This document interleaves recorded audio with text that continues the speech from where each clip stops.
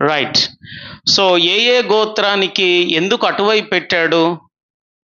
ఈ గోత్రాన్ని ఇటువైపు ఎందుకు పెట్టాడు, ఈ గోత్రాన్ని ఇటువైపు ఎందుకు పెట్టాడు అంటే, మొట్టమొదట యాకోబు 12 గోత్రాలను ఆశీర్వదిస్తున్నప్పుడు ఏ గోత్రానికి ఏ ఆశీర్వాదాలు ఇచ్చాడో ముందు మనకు తెలిసి ఉండాలి.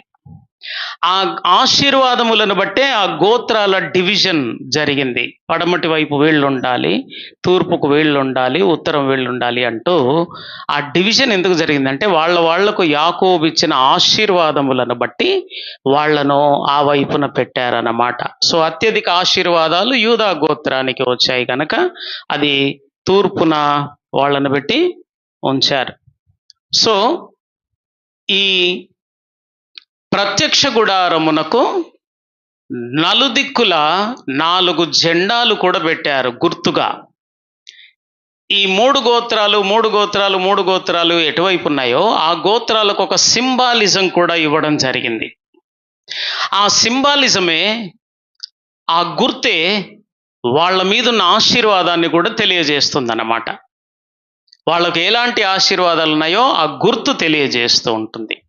ఉదాహరణకి యాజకుల వైపు తూర్పున, లేవీల వైపు సింహము గుర్తు ఇచ్చారు. సింహము గుర్తు గల జెండా ఉంటుంది వాళ్ళకి. సో మత్తయి సువార్తలో యేసు ప్రభువును మత్తయి ఎలా చూపించాడని చెప్తున్నాను? రాజుగా కదూ. మొదట మత్తయి సువార్త 2వ అధ్యాయము 2వ వచనంలో యూదుల రాజుగా పుట్టినవాడు ఎక్కడ ఉన్నాడు అనే ప్రశ్న, యూదుల రాజు అనే మాట యేసు ప్రభువును గురించి మత్తయిలో చూస్తాం. అలాగే మత్తయి 27:37లో యూదుల రాజైన యేసు, నజరేయుడైన యేసు అని ఆయనకు సిలువ మీద 3 భాషల్లో రాసి పెట్టారట కదండి. హెబ్రీ భాషలో, గ్రీకు భాషలో, అరామిక్ భాషలో, 3 భాషల్లో యూదుల రాజైన నజరేయుడైన యేసు. దీన్ని మనవాళ్ళు అంత పెద్దది హెబ్రీ భాషలో, గ్రీకు భాషలో, అరామిక్ భాషలో రాయలేరు కదా. దాని కొరకు అన్నారు,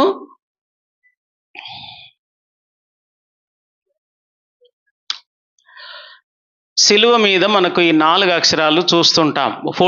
మామూలుగా ఫోటోలో అసలు యేసును సిలువ వేసినప్పుడు ఈ 4 అక్షరాలు లేవు. కానీ ఆ పెద్ద మాటను వీళ్ళు షార్ట్ కట్ చేసి ఇలా పెట్టారు. ఏమిటి ఈ పదం అంటే, ఇష్యూస్ ఆఫ్ నజరేన్ రెక్టస్.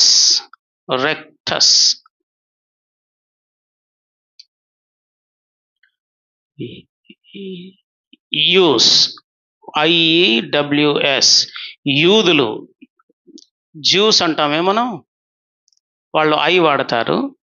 ఇది లాటిన్ భాష. ఇప్పుడు నేను రాసిందంతా అక్షరాలు ఇంగ్లీష్ కానీ లాటిన్ భాషలో ఉన్న పదం ఇది.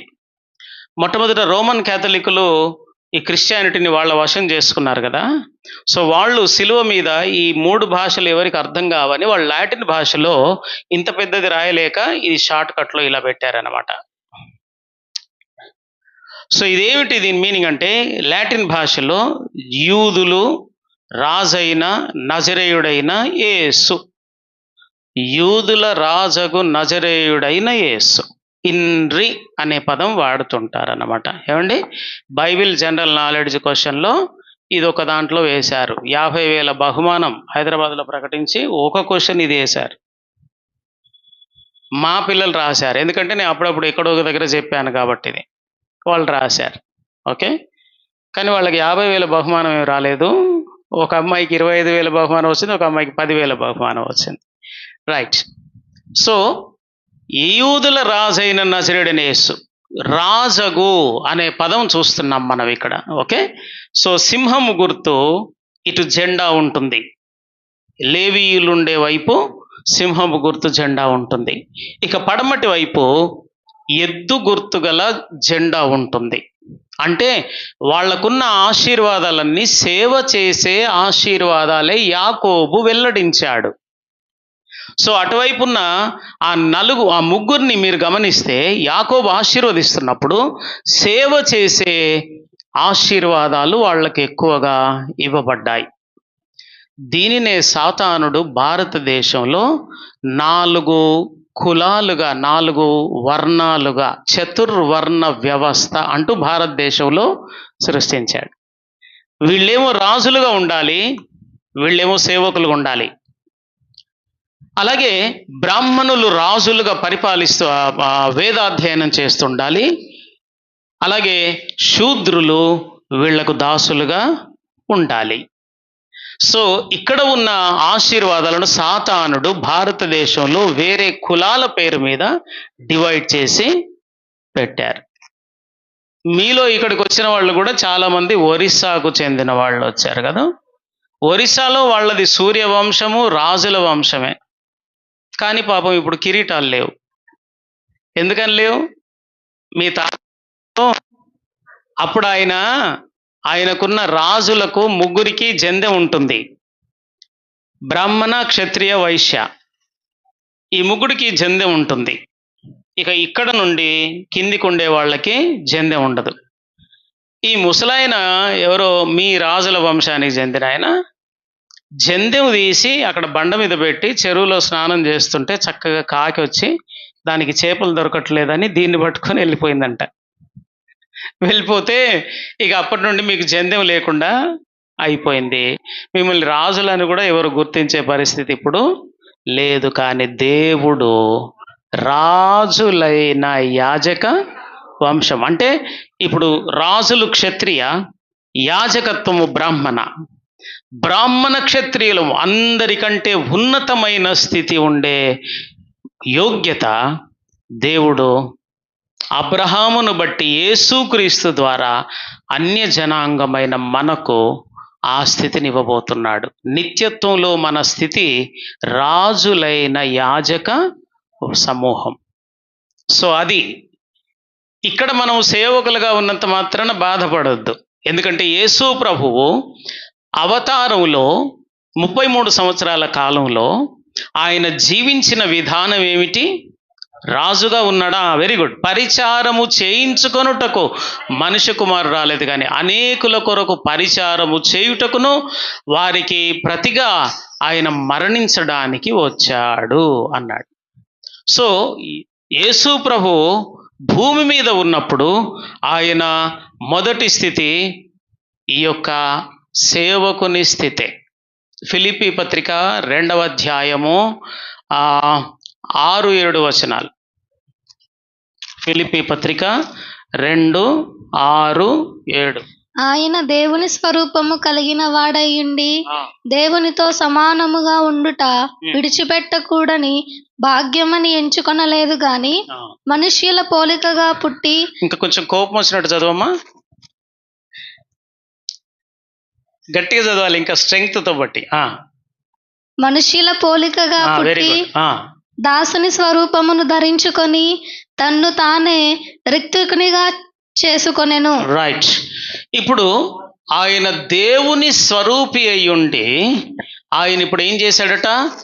దాసుని సేవ చేసే దాసుని స్వరూపమును ధరించుకొని ఉన్నాడు. హిందూయిజంలో ఒక శ్లోకం ఉంది. ఏమిటి ఆ శ్లోకం అంటే, పిల్లల్ని మనం ఎలా పెంచాలి అనడానికి ఒక శ్లోకం ఉంది. ఆ శ్లోకం ఏం చెప్తుందంటే, పంచవర్షే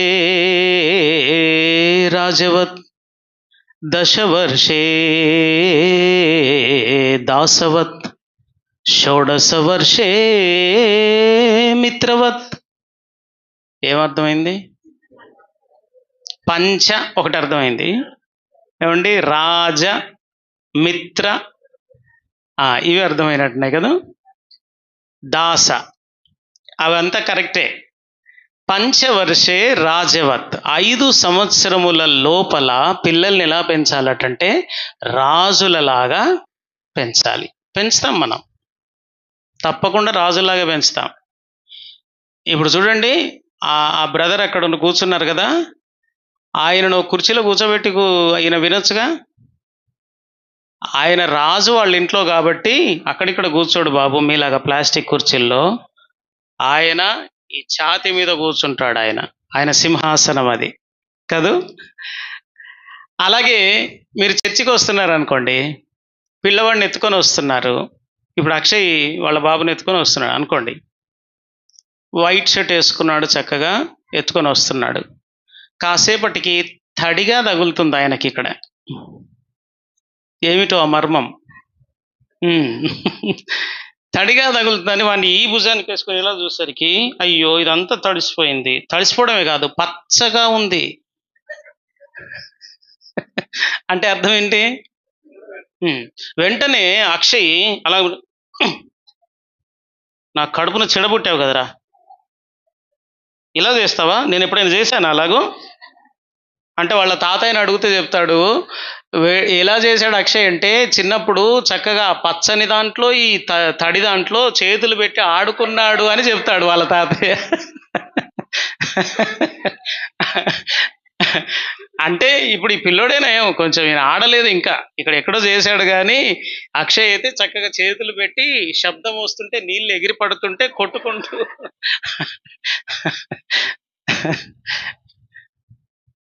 ఇప్పుడు ఏమంటాడు మరి? కింద పడేయాడు ఆ పిల్లోని. అయ్యో చిన్న బుజ్జి కన్నా అని మట్టిలో కూడా దించాడు. ఎక్కడైనా గద్దె ఉంటే చూసి ఆ గద్దె మీద దించి చక్కగా ఆ డయపర్ తీసేసి ఆ డ్రాయర్ తీసేసి, ఏమండి ఆంటీ గారు కొంచెం జగ్గు నీళ్ళు ఇస్తారా అంటే నీళ్లు పట్టుకొచ్చి ఆ వాడికి కడిగి మళ్ళీ తుడిచి, మళ్ళీ ఆయన భార్య దగ్గర హ్యాండ్ బ్యాగ్ ఉంటుంది, తెలుగులో జోలే అంటారు. ఆ హ్యాండ్ బ్యాగులో ఆ పిల్లోడి కొరకు ఇంత పాండ్స్ పౌడర్ ఉంటుంది ఒకటి. మళ్ళీ సో మనకు అప్పుడప్పుడు మొహానికే ఉండదు ఆ పౌడరు. ఇప్పుడు ఈ పిల్లోడికి ఎక్కడ కొడతారు? ఎక్కడ కొడతారండి? వెనకాల కొడతారు. ఎందుకని? ఇప్పుడు ఆ గ్రీనిష్ వచ్చింది కదా, మరి అది వాసన వస్తుంది కదా అని వాసన చర్చిలో రావద్దు. కాబట్టి పౌడర్ అవసరమైతే స్ప్రే కొట్టేసి వాడికి వెనకాల అలా చేయొద్దు నాన్న చెప్పాలి అని మళ్ళీ డయపర్ వేసి మళ్ళీ పైన షర్ట్ వేసి మళ్ళీ షూ వేసి, ఈయన గారు నువ్వు చర్చిలోకి వెళ్ళి కూర్చొని నేను ఇంటికి వెళ్ళి డ్రెస్ మార్చుకున్నా. ఇంత చేస్తారు ఎందుకంటే వాళ్ళ ఇంట్లో పుట్టిన రాజు 5 సంవత్సరముల వరకు రాజుగా పెంచాలి. రెండవది ఏం చెబుతుందంటే దశవర్షే దాసవత్. 5 సంవత్సరముల పుట్టినరోజు నుండి 10 సంవత్సరముల వయస్సు వరకు ఇమ్మీడియట్గా రాజు దాసుడు కావాలి. ఒక పనివాడు ఏ విధంగా ఒక పని చెప్తే భయపడుతూ చేసుకుంటూ వస్తాడో యజమానుడికి, ఇంట్లో పెద్దలకు కూడా పిల్లవాడికి 5 సంవత్సరముల వయసు నుండి 10 సంవత్సరముల వయసు వరకు దాసుని మనస్సును నేర్పాలి, శిక్షించాలి అవసరమైతే. కానీ 10 సంవత్సరంలో అందరికీ విధేయత చూపగలిగే స్థితిని నేర్పాలి. అది తల్లిదండ్రుల బాధ్యత. తండ్రి శిక్షిస్తుంటే తల్లి అడ్డం రావద్దు. తల్లి శిక్షిస్తుంటే తండ్రి తీసుకొని వెళ్ళి నీకు బింగో కొనిస్తా పదరా అని వాడికి సపోర్ట్ చేయొద్దు. అప్పుడు పిల్లవాళ్ళు ఏమనుకుంటారంటే అమ్మ కొట్టినప్పుడు అమ్మ శత్రువు అనుకుంటారు, నాన్న కొట్టినప్పుడు నాన్న శత్రువు అనుకుంటారు. ఎవరు దగ్గరికి తీస్తారో వాళ్ళు మిత్రువు అనుకుంటారు, మంచి వాళ్ళు అనుకుంటారు. అవతలి వాళ్ళను చెడ్డవాళ్ళుగా వాళ్ళ మనసులో ముద్ర పడిపోతుంది. అది తీసుకురావద్దు. ఫ్యామిలీలో, కుటుంబంలో ఆ పరిస్థితి తీసుకురావద్దు. తండ్రి ఎందుకు శిక్షించాడో అర్థం చేయించాలి తల్లి. తల్లి ఎందుకు శిక్షించాల్సి వచ్చిందో తండ్రి ప్రేమతో బయటికి తీసుకొని వెళ్ళు ఏదో చేసి, నీవు ఆ తప్పు చేసావు గనక ఈ శిక్ష వచ్చింది నీకు అనాలి. కానీ ఫేవరిజం, అపోజిషన్ ఇవి డెవలప్ చేయొద్దు ఫ్యామిలీలో. రైట్? అలాగే దాసుని మనస్సు తర్వాత షోడశ వర్షే మిత్రవత్. స్నేహితునితో అన్ని పరిస్థితులను మనం పంచుకుంటాం. కొన్ని విషయాలు భార్యకైనా చెప్పరేమో కానీ స్నేహితుడికి చెప్పుకుంటారు. భార్యకి ఎలా చెప్తారంటే, భార్య కదా రాత్రి రోకల బండతో గుద్దింది, ఆమెకి ఎలా చెప్పుకుంటాం? మళ్ళీ ఆమె గుద్దుతే లాల్చి వేసుకుంటాం, ఎందుకంటే కనబడొద్దు కదా, కొండలు లోయలు కనబడొద్దు కదా. లాల్చి వేసుకుంటే కాస్త లూజ్ ఉంటుంది కాబట్టి ఇక్కడ ఏమేం దెబ్బలు తగిలాయో కాబట్టి. ఇలాగ బయటకు వస్తాడు, ఒక టీ స్టాల్ దగ్గర కూర్చుంటే వాళ్ళ ఫ్రెండ్ ఒరే ఇలా అర్జెంటుగా ఉందిరా, అర్జెంట్ కంటే అంతకంటే అర్జెంట్ ఉందిరా ఇలా అని కూర్చోబెట్టి, మీ చెల్లి చూడరా ఇలా కొట్టిందో అని లాల్చి విప్పి చూయించుకుంటాడు. స్నేహితుని దగ్గర ఏది దాచలేం. నేను అబ్రహామునకు చేయబోవు దానిని దాచెదనా అన్నాడు కదా దేవుడు. సో స్నేహితుని దగ్గర అన్నీ చెప్పుకుంటాం. అలాగే మన పిల్లలు 10 సంవత్సరముల వయసు దాటిన తర్వాత 18 సంవత్సరముల వయసు వచ్చే లోపల స్నేహితుల వలె పెంచాలి. అంటే everything they should know in the family, what ever is happening. కుటుంబంలో మనకు ఈ మంచి బియ్యం ఎలాగొచ్చాయో పిల్లలకు తెలియాలి, ఎంత కష్టపడితే వచ్చాయో.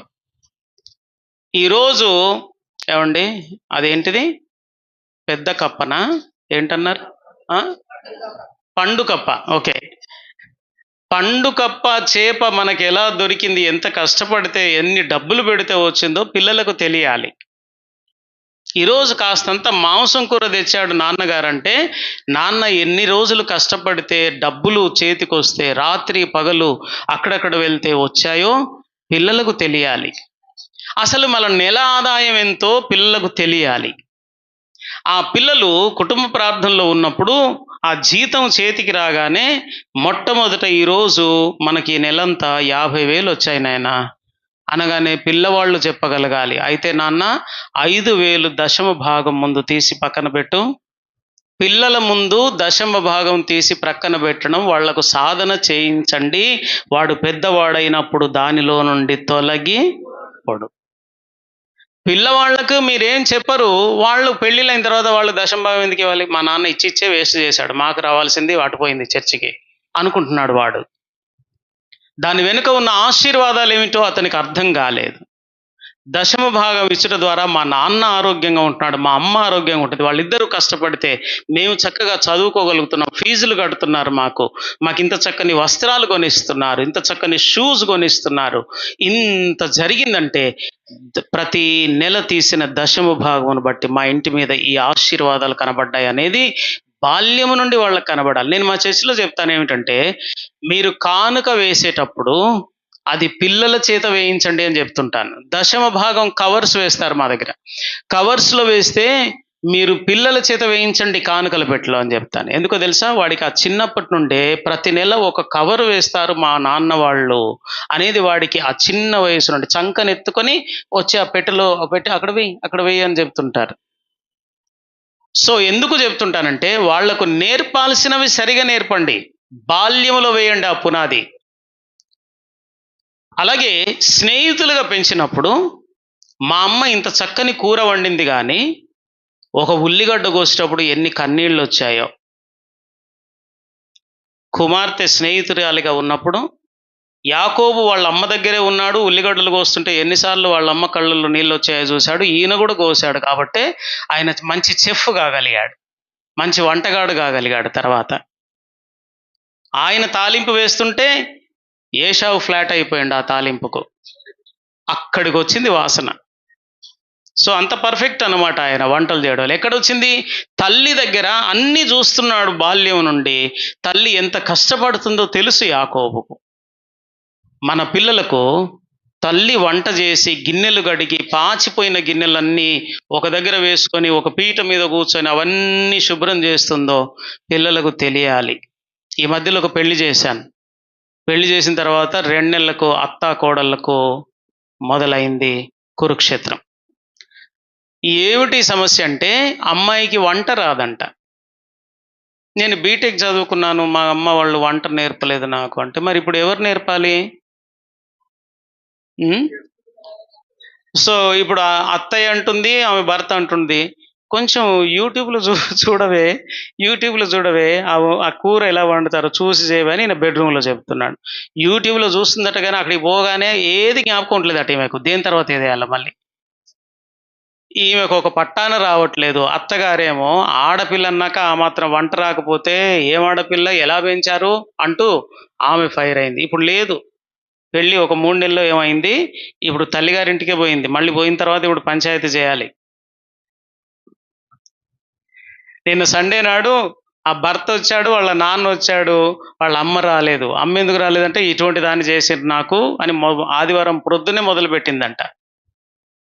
నేనే నడుము నొప్పితో కాలు నొప్పితో బాధపడుతుంటే కనీసం కోడలన్నా వండి పెడుతుందేమో అనుకుంటే వండి పెట్టట్లేదు, చీపురు బట్టి ఊడవడం రావట్లేదు. ఆ అమ్మాయికేమో ఇంటి దగ్గర వాకిలి ఊడవడం అలవాట కానీ టైల్స్ ఊడవడం రాదంట. ఈ టైల్స్ మీద పెడితే చీపురు ఊరికే వెళ్ళిపోతుంటుంది కదా. వాకిల్లోనేమో గట్టిగా ఊడవడం అలవాటు ఆ అమ్మాయికి. సో రావట్లేదు అని. సో కోడలేమో అత్తేమో కోడల మీద అలిగి చర్చికి రాలేదు, కోడలేమో తల్లిగారింటికి పోయి చర్చికి రాలేదు. ఇక భర్త మొహం మార్చుకొని వచ్చాడు, వాళ్ళ నాన్నగారు మొహం మార్చుకొని వచ్చారు. ఏంటైనా అంత అలసిపోయినట్టుకున్నామంటే, ఎక్కడ అంకుల్ రాత్రి నిద్ర లేదు అంకుల్, ఏమైంది బాబు? వాళ్ళ నాన్న మొదలు పెట్టాడు ఇక చెప్పడం. పిల్లలను దయచేసి మిత్రుల వలె పెంచండి. ప్రతి మంచి చెడు, లాభం నష్టం అన్నీ తెలియాలి వాళ్ళకు బిఫోర్ ద మ్యారేజ్. వాళ్ళు వివాహ జీవితంలో అడుగు పెట్టక ముందు ఒక వివాహ జీవితంలో, కుటుంబ జీవితంలో ఏమేమి ఉంటాయో, కష్టం ఏమిటో, లాభం ఏమిటో, నష్టం ఏమిటో, సంతోషం ఎక్కడ ఉంటుందో, ఆనందం ఎక్కడ ఉంటుందో, బాధ ఎక్కడ కలుగుతుందో ఎదుటి వ్యక్తికి అందరినీ అర్థం చేసుకోగలిగిన స్థితిలో పెంచగలిగినప్పుడు, వాళ్ళు వేరొక కుటుంబాన్ని ప్రారంభించినప్పుడు అందరినీ అర్థం చేసుకుని వాళ్ళను మనసు గాయపరచకుండా వాళ్లకు తగినట్టుగా ప్రవర్తిస్తూ కుటుంబాన్ని నడుపుకుంటారు. వాళ్ళు జ్ఞానము కలిగిన స్త్రీ. సో ఇక్కడ రాజవత్, దాసవత్, మిత్రవత్. రాజులాగా పెంచాలి, దాసునిలాగా పెంచాలి, మిత్రునిలాగా పెంచాలి. కానీ ఆధ్యాత్మిక దృష్టిలో మొట్టమొదటి స్థితి దాసుని స్థితి. అందుకని యేసు ప్రభు దాసునిలాగా వచ్చి మనకు మాదిరి ఉంచిపోయెను అన్నాడు. మనకు మాదిరి ఎందుకు ఉంచాడు యేసుప్రభు అంటే, మనము కూడా దాసుని స్వరూపములోనే ఇక్కడ జీవించాలి. ఈ జీవితంలో సేవ చేసే దాసుని లక్షణంతో జీవిస్తే ఒకనాటికి నీవు సింహములాగా మారతావు. అదే రాజరికపు హోదా వస్తుంది. ఈ దాసత్వం నుండి నీవు ప్రయాణించి సింహము స్థితికి రావాలి. అందుకే నేను అంటున్నాను, ఇప్పుడు మనము రాజులైన యాజకులం కాదు, ఏర్పరచుకున్నాడు మనలను. ఏర్పాటు అయింది కానీ ఇంకా ఉద్యోగం మనకు రాలేదు. ఎప్పుడు వస్తుందంటే, ఈ దాసుని జెండాను ఎగరవేయాలి నీ జీవితంలో. దాసుని జెండా ఎగిరినప్పుడు ఒకనాటికి నీవు సింహము రూపంలోనికి వస్తావు, అంటే రాజు స్థితిలోనికి వస్తావు. 1000 ఏళ్ల పరిపాలన భూమి మీద యేసు యెరూషలేములో రాజుగా ఉండగా మనమందరము అక్కడక్కడ ఆ ప్రావిన్స్ ఆ ప్రాంతంలో రాజులుగా ఉండగా, అది మనకు ఉండబోతున్న మొదటి స్థితి. దాని తర్వాత నిత్యత్వపు స్థితిలో కూడా రాజులైన యాజకులుగా ఉంటాం. ఇక్కడేమో చిన్న చిన్న దేశాలు పరిపాలిస్తాం, అక్కడేమో కొన్ని గ్రహాలనే, కొన్ని గెలాక్సీలనే, కొన్ని నెబ్యులాస్ మీద మనము రాజులుగా ఉండబోతూ ఉన్నాం. అదనమాట స్థితి, మన స్థితి. కనుక ఇది లేకుండా ఇది ఆశించకండి, ఇది సాధన చేయండి. ఈ జీవితంలో ఈ స్థితిని నిత్యత్వంలో మనం చూస్తాం. రైట్. ఆ తర్వాత మూడవదిగా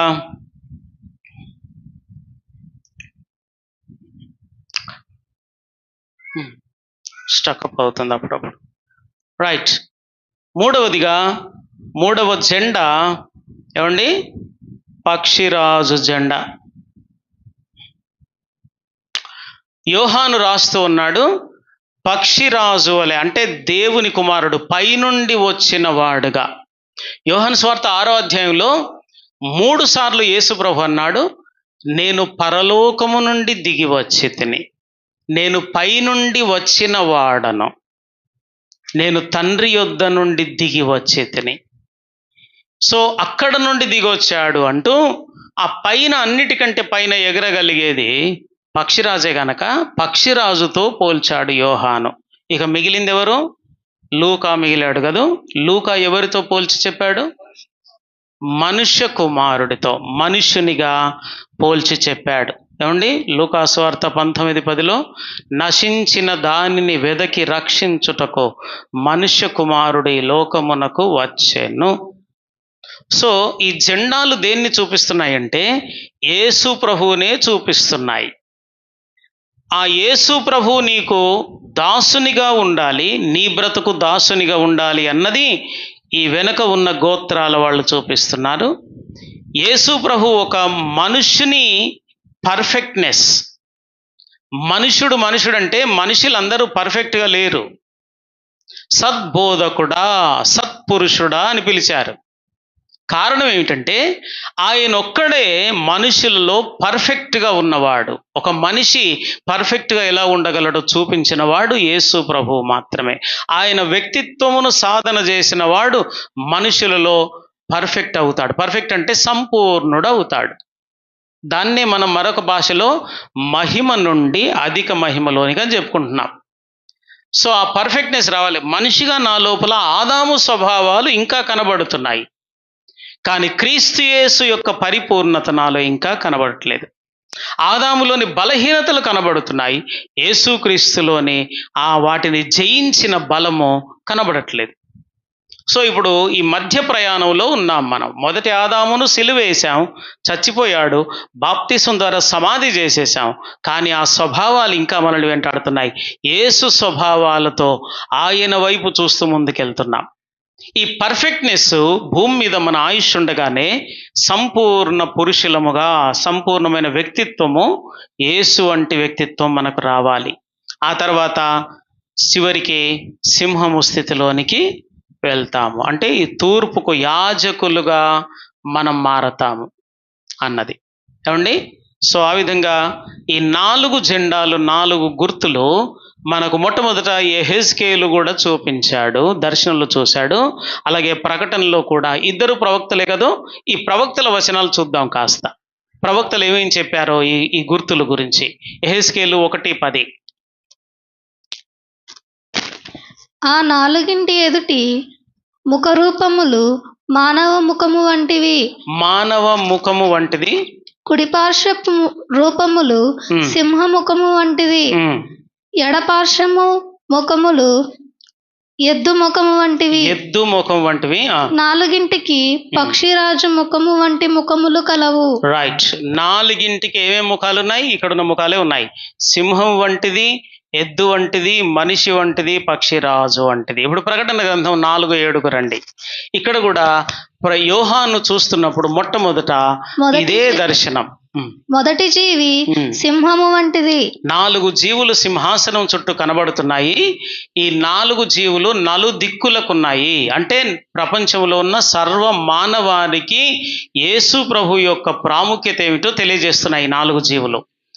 సర్వము 4 దిక్కుల జనాంగములకు యేసు ఎవరో తెలియజేస్తున్నాయి. మొదటిది ఏమిటమ్మా? సింహము వంటిది. సింహము వంటిది. రెండవ జీవి దూడ వంటిది. రెండవ జీవి దూడ వంటిది. మూడవ జీవి మనుష్యుని ముఖము వంటిది.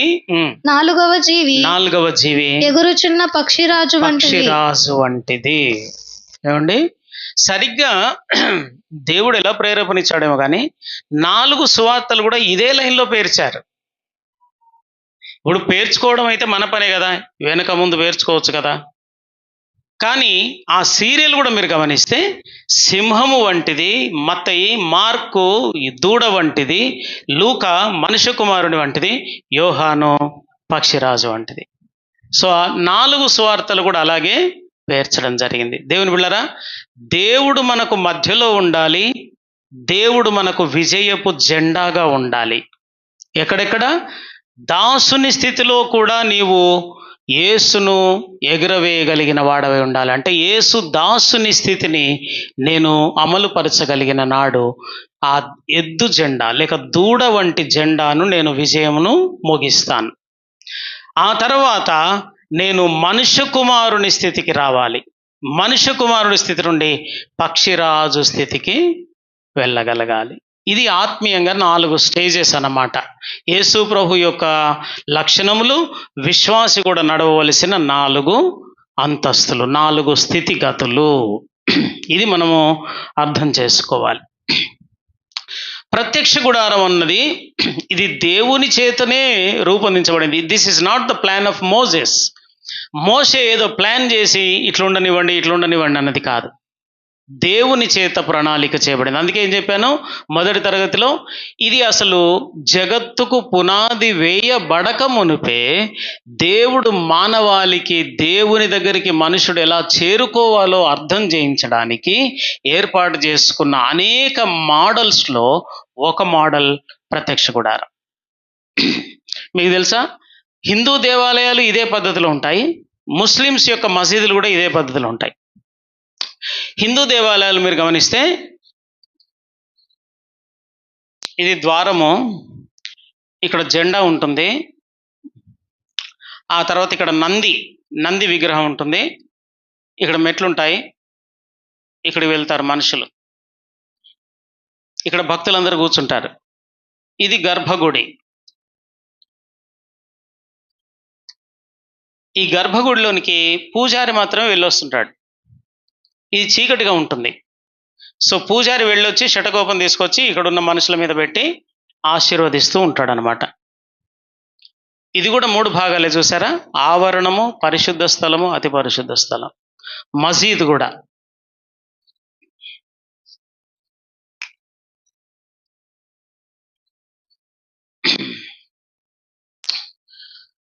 ఇక్కడ గేట్ ద్వారా ముస్లిమ్స్ ఫస్ట్ వెళ్ళి ఇటువైపున చెప్పులు విడుస్తారు, ఇటువైపున చెప్పులు విడుస్తారు. ఇక్కడే నీళ్ల పంపులు ఉంటాయి, చిన్న చిన్నగా ఇంతే ఎత్తుంటాయి, ఒక గద్దె గట్టి ఉంటుంది. వాళ్ళు కూర్చొని కాళ్ళు ఇక్కడి వరకు కడుక్కోవాలి, చేతులు ఇక్కడి వరకు కడగాలి, మొహాన్ని ఈ చెవుల వరకు, ఇక్కడ పడ్డ ఇసుక కూడా ఉండకుండా, దేవుని మందిరంలోని వెళ్ళేటప్పుడు ఇసుక కూడా ఉండకుండా ఈ వెంట్రుకలు కొంచెం తడిసేటట్టుగా కడగాలి. ఇవన్నీ కడుక్కొని ముక్కు లోపలికి ఇక్కడికి కూడా ఇసుక పోయిందో ఏమో, డస్ట్ పోయిందో అని ముక్కులోకి 2-3 సార్లు నీళ్లు పెట్టి కడగాలి. ఇవన్నీ చేసుకునే ప్రాంతం ఇక్కడ. తర్వాత ఇక్కడ వెళ్ళి నమాజ్ చేస్తుంటారన్నమాట, ప్రార్థన చేస్తుంటారు. ఇక్కడ మీరు చూస్తే మసీదు ఎట్లుంటుందంటే,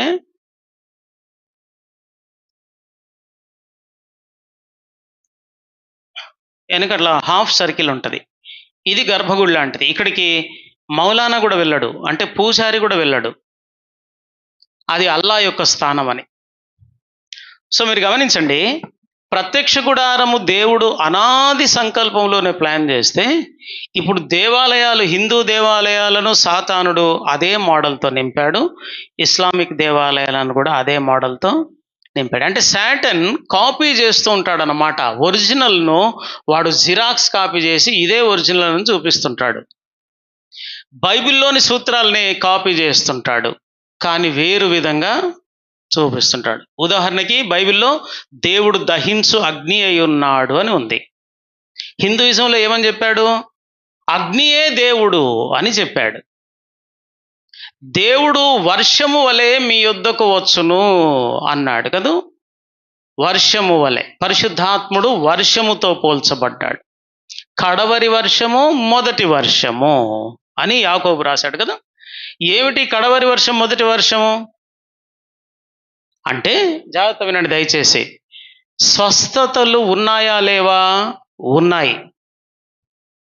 అద్భుత కార్యములు ఈ తరములో కూడా ఉన్నాయా లేవా? ఉన్నాయి. లేదని ఎవడైనా అంటే వాడు బైబిల్ జ్ఞానం సరిగా లేకుండా మానవ జ్ఞానంతో వాడు పిచ్చి పిచ్చి కారు కూతలు కూస్తున్నాడు వాడంతే. ఎలా ఉన్నాయో నేను నిరూపిస్తున్నా, జాగ్రత్త వినండి. ఎలా ఉన్నాయంటే, అపోస్తలుల కాలంలో మొదట పరిశుద్ధాత్మ వర్షం కురిసింది. ఆ వర్షంలో వాళ్ళు తడిసి, వెండి బంగారములు మా యొద్ద లేవు గాని మాకు కలిగినదే నీకు ఇచ్చుచున్నాము, నజరేయుడైన యేసు నామమున లేచి నడువు. వాడు దిగ్గున లేచి వాడు నడిచాడు అని ఉంది. అలాగే ఐతుకు గోడ మీద కూర్చొని వాక్యం విన్నట్టే చేసి మీలో కొందరు జోగినట్టుగా ఆయన కూడా జోగాడట. సో మీదేం తప్పు లేదు, ఎవరు జోగుచున్నారో మీదేం తప్పు లేదు. మీరేం చూస్తున్నారంటే, నేను పడకపోతానా, అద్భుతం దేవుడు జరిగించి మళ్ళీ బ్రతికించకపోతాడని మీరు ఎదురు చూస్తున్నారు కదా, కాబట్టి జోగుచున్నారు. అయితే చచ్చిపోయాడు, క్రిందపడి మళ్ళీ బ్రతికాడు. దీనికి వీళ్ళు ఏమంటున్నారంటే, స్వస్థతలు లేవు అంటున్న వాళ్ళు ఏమంటున్నారంటే, పూర్ణమైనది వచ్చినప్పుడు పూర్ణము కానిది తొలగించబడుతుంది. పూర్ణమైనది అంటే ఏమిటి మరి?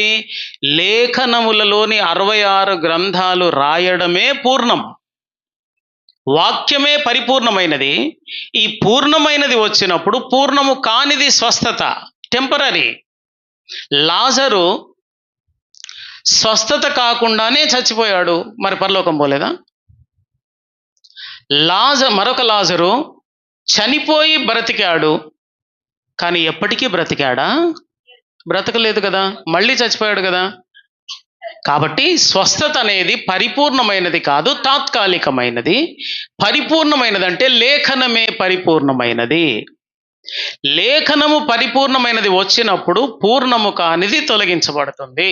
కాబట్టి లేఖనం వచ్చేసింది కనుక స్వస్థతలు ఇప్పుడు లేవు. ఇది వాళ్ళ గోల్డెన్ టెక్స్ట్, వాళ్ళ వాదనకు వాళ్ళు తీసుకుంటున్న ముఖ్యమైన వచనం.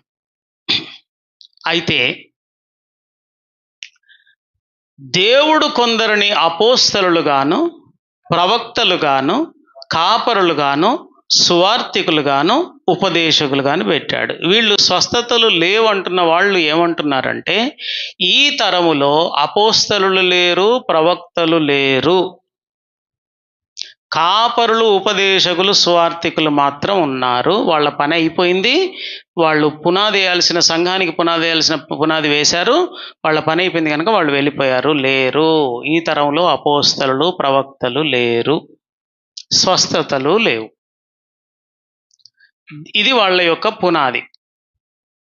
అయితే ఇప్పుడు నేను అడుగుతున్న ప్రశ్న ఏమిటంటే, ఈ అపోస్తలునైనా కాపర్లనైనా స్వస్థతలు, అద్భుత కార్యములైనా అసలు ఎందుకు చేశాడు?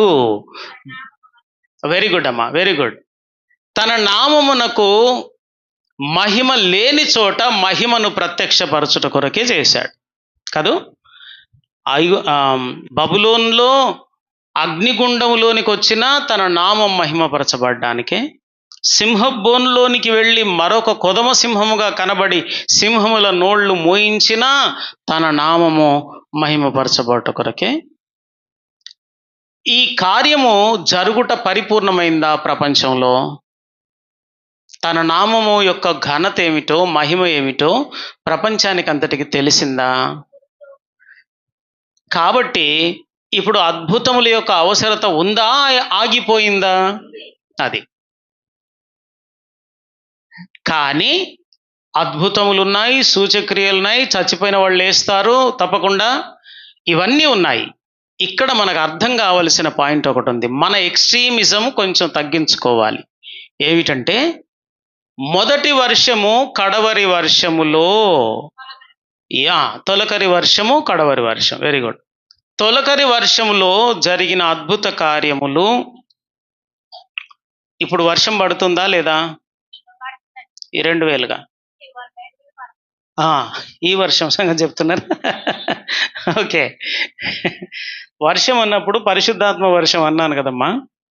అపోస్తలుల కాలంలో పరిశుద్ధాత్మ వర్షం కురిసింది కదా, మేడగదిలో కురిసిందా? కురిసింది. కురిసిన తర్వాత వాళ్ళ బ్రతుకులో సుమారు 90వ సంవత్సరం వరకు కూడా, 33లో వర్షం పడింది.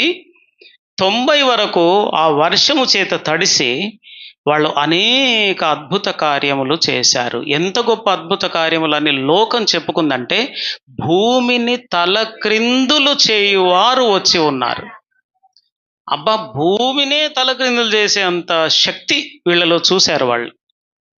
కాబట్టి వాళ్ళు అనగలిగారు. మరి ఇప్పుడు కనబడుతుందా? చెప్పాలి, యథార్థంగా మాట్లాడుకోవాలి మనం, సత్యాన్ని ఉన్నది ఉన్నట్టుగా.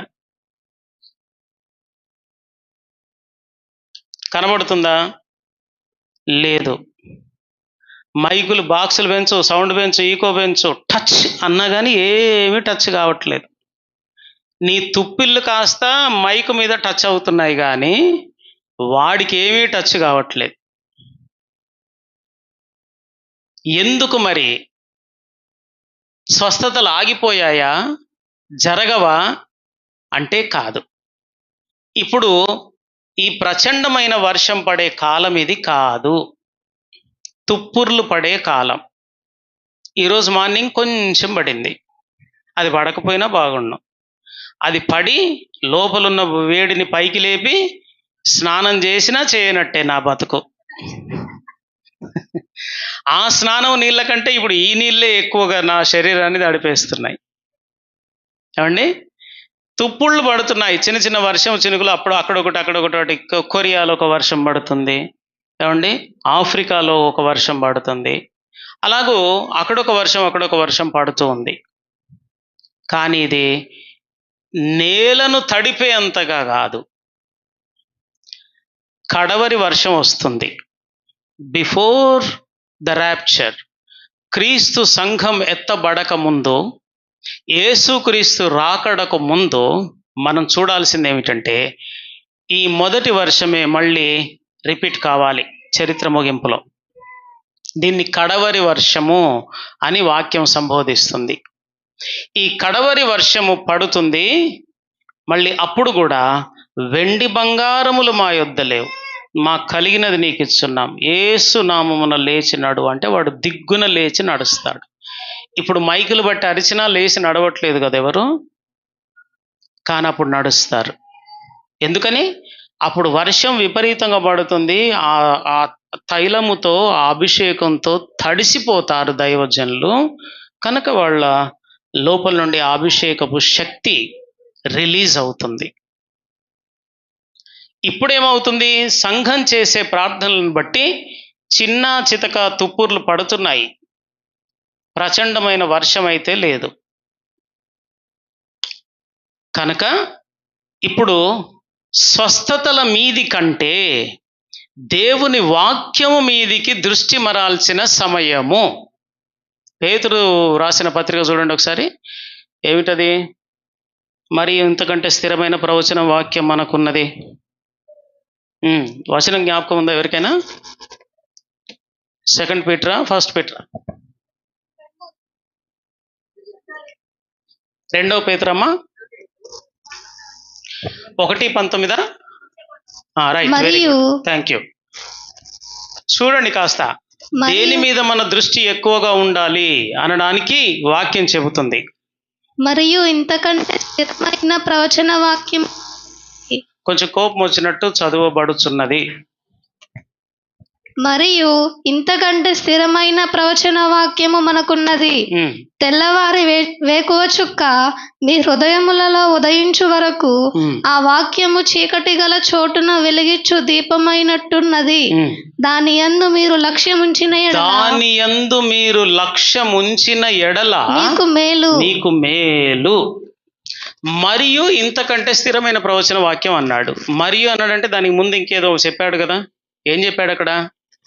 మేము ఆ మహాపర్వతం మీద, రూపాంతర పర్వతం మీద యేసు ప్రభు మహామహిమతో వెలిగిపోవడము, మోషే ఏలియాలు వచ్చి ఆయనతో మాట్లాడుతుండము, ఆయన మొహం సూర్య కాంతి వలె, ఆయన వస్త్రము కూడా సూర్యుని కాంతి వలె మారిపోవడం మేము చూసాము. అయితే ఇంతకంటే స్థిరమైన ప్రవచన వాక్యము మనకున్నది. ఎంతకంటే? యేసుక్రీస్తు నా గొప్ప మహిమలో చూచిన దానికంటే ఏది ఇంకా గొప్పదంట? వాక్యము గొప్పది అని ఆ దర్శనమును చూసిన వ్యక్తి సాక్ష్యం ఇస్తున్నాడు. ఇప్పుడు దర్శనమును చూసిన వ్యక్తి అంటున్నాడు, అది కాదయ్యా మోస్ట్ ఇంపార్టెంట్, దానికంటే మోస్ట్ ఇంపార్టెంట్ స్థిరమైన ప్రవచన వాక్యమే మోస్ట్ ఇంపార్టెంట్. కనుకనే దేవుడు వర్షాన్ని ఆపేసి తుప్పుర్లు పడేస్తుంటాడు అంతే. ఎందుకంటే మీ దృష్టి అంతా కూడా ఇక్కడ నుండి మొదలుకుంటే అపోస్తల కాలం చివరి వరకు మీరు వర్షం వర్షం వర్షం పడని, వర్షం మా మీద పడని అని ఇటే అంటారు తప్ప అంతకంటే స్థిరమైన ప్రవచన వాక్యం వైపు దృష్టి పెట్టరు. కనుక వర్షాన్ని కొంచెం ఆపేశాడు. ఏలియా ఎందుకు వర్షాన్ని ఆపేశాడో చెప్పండి నాకు. ఆపేశాడా కురిపించాడా? ఆపేశాడు, కురిపించాడు. ఓకే, ఎందుకు ఆపాల్సి వచ్చింది? Very good.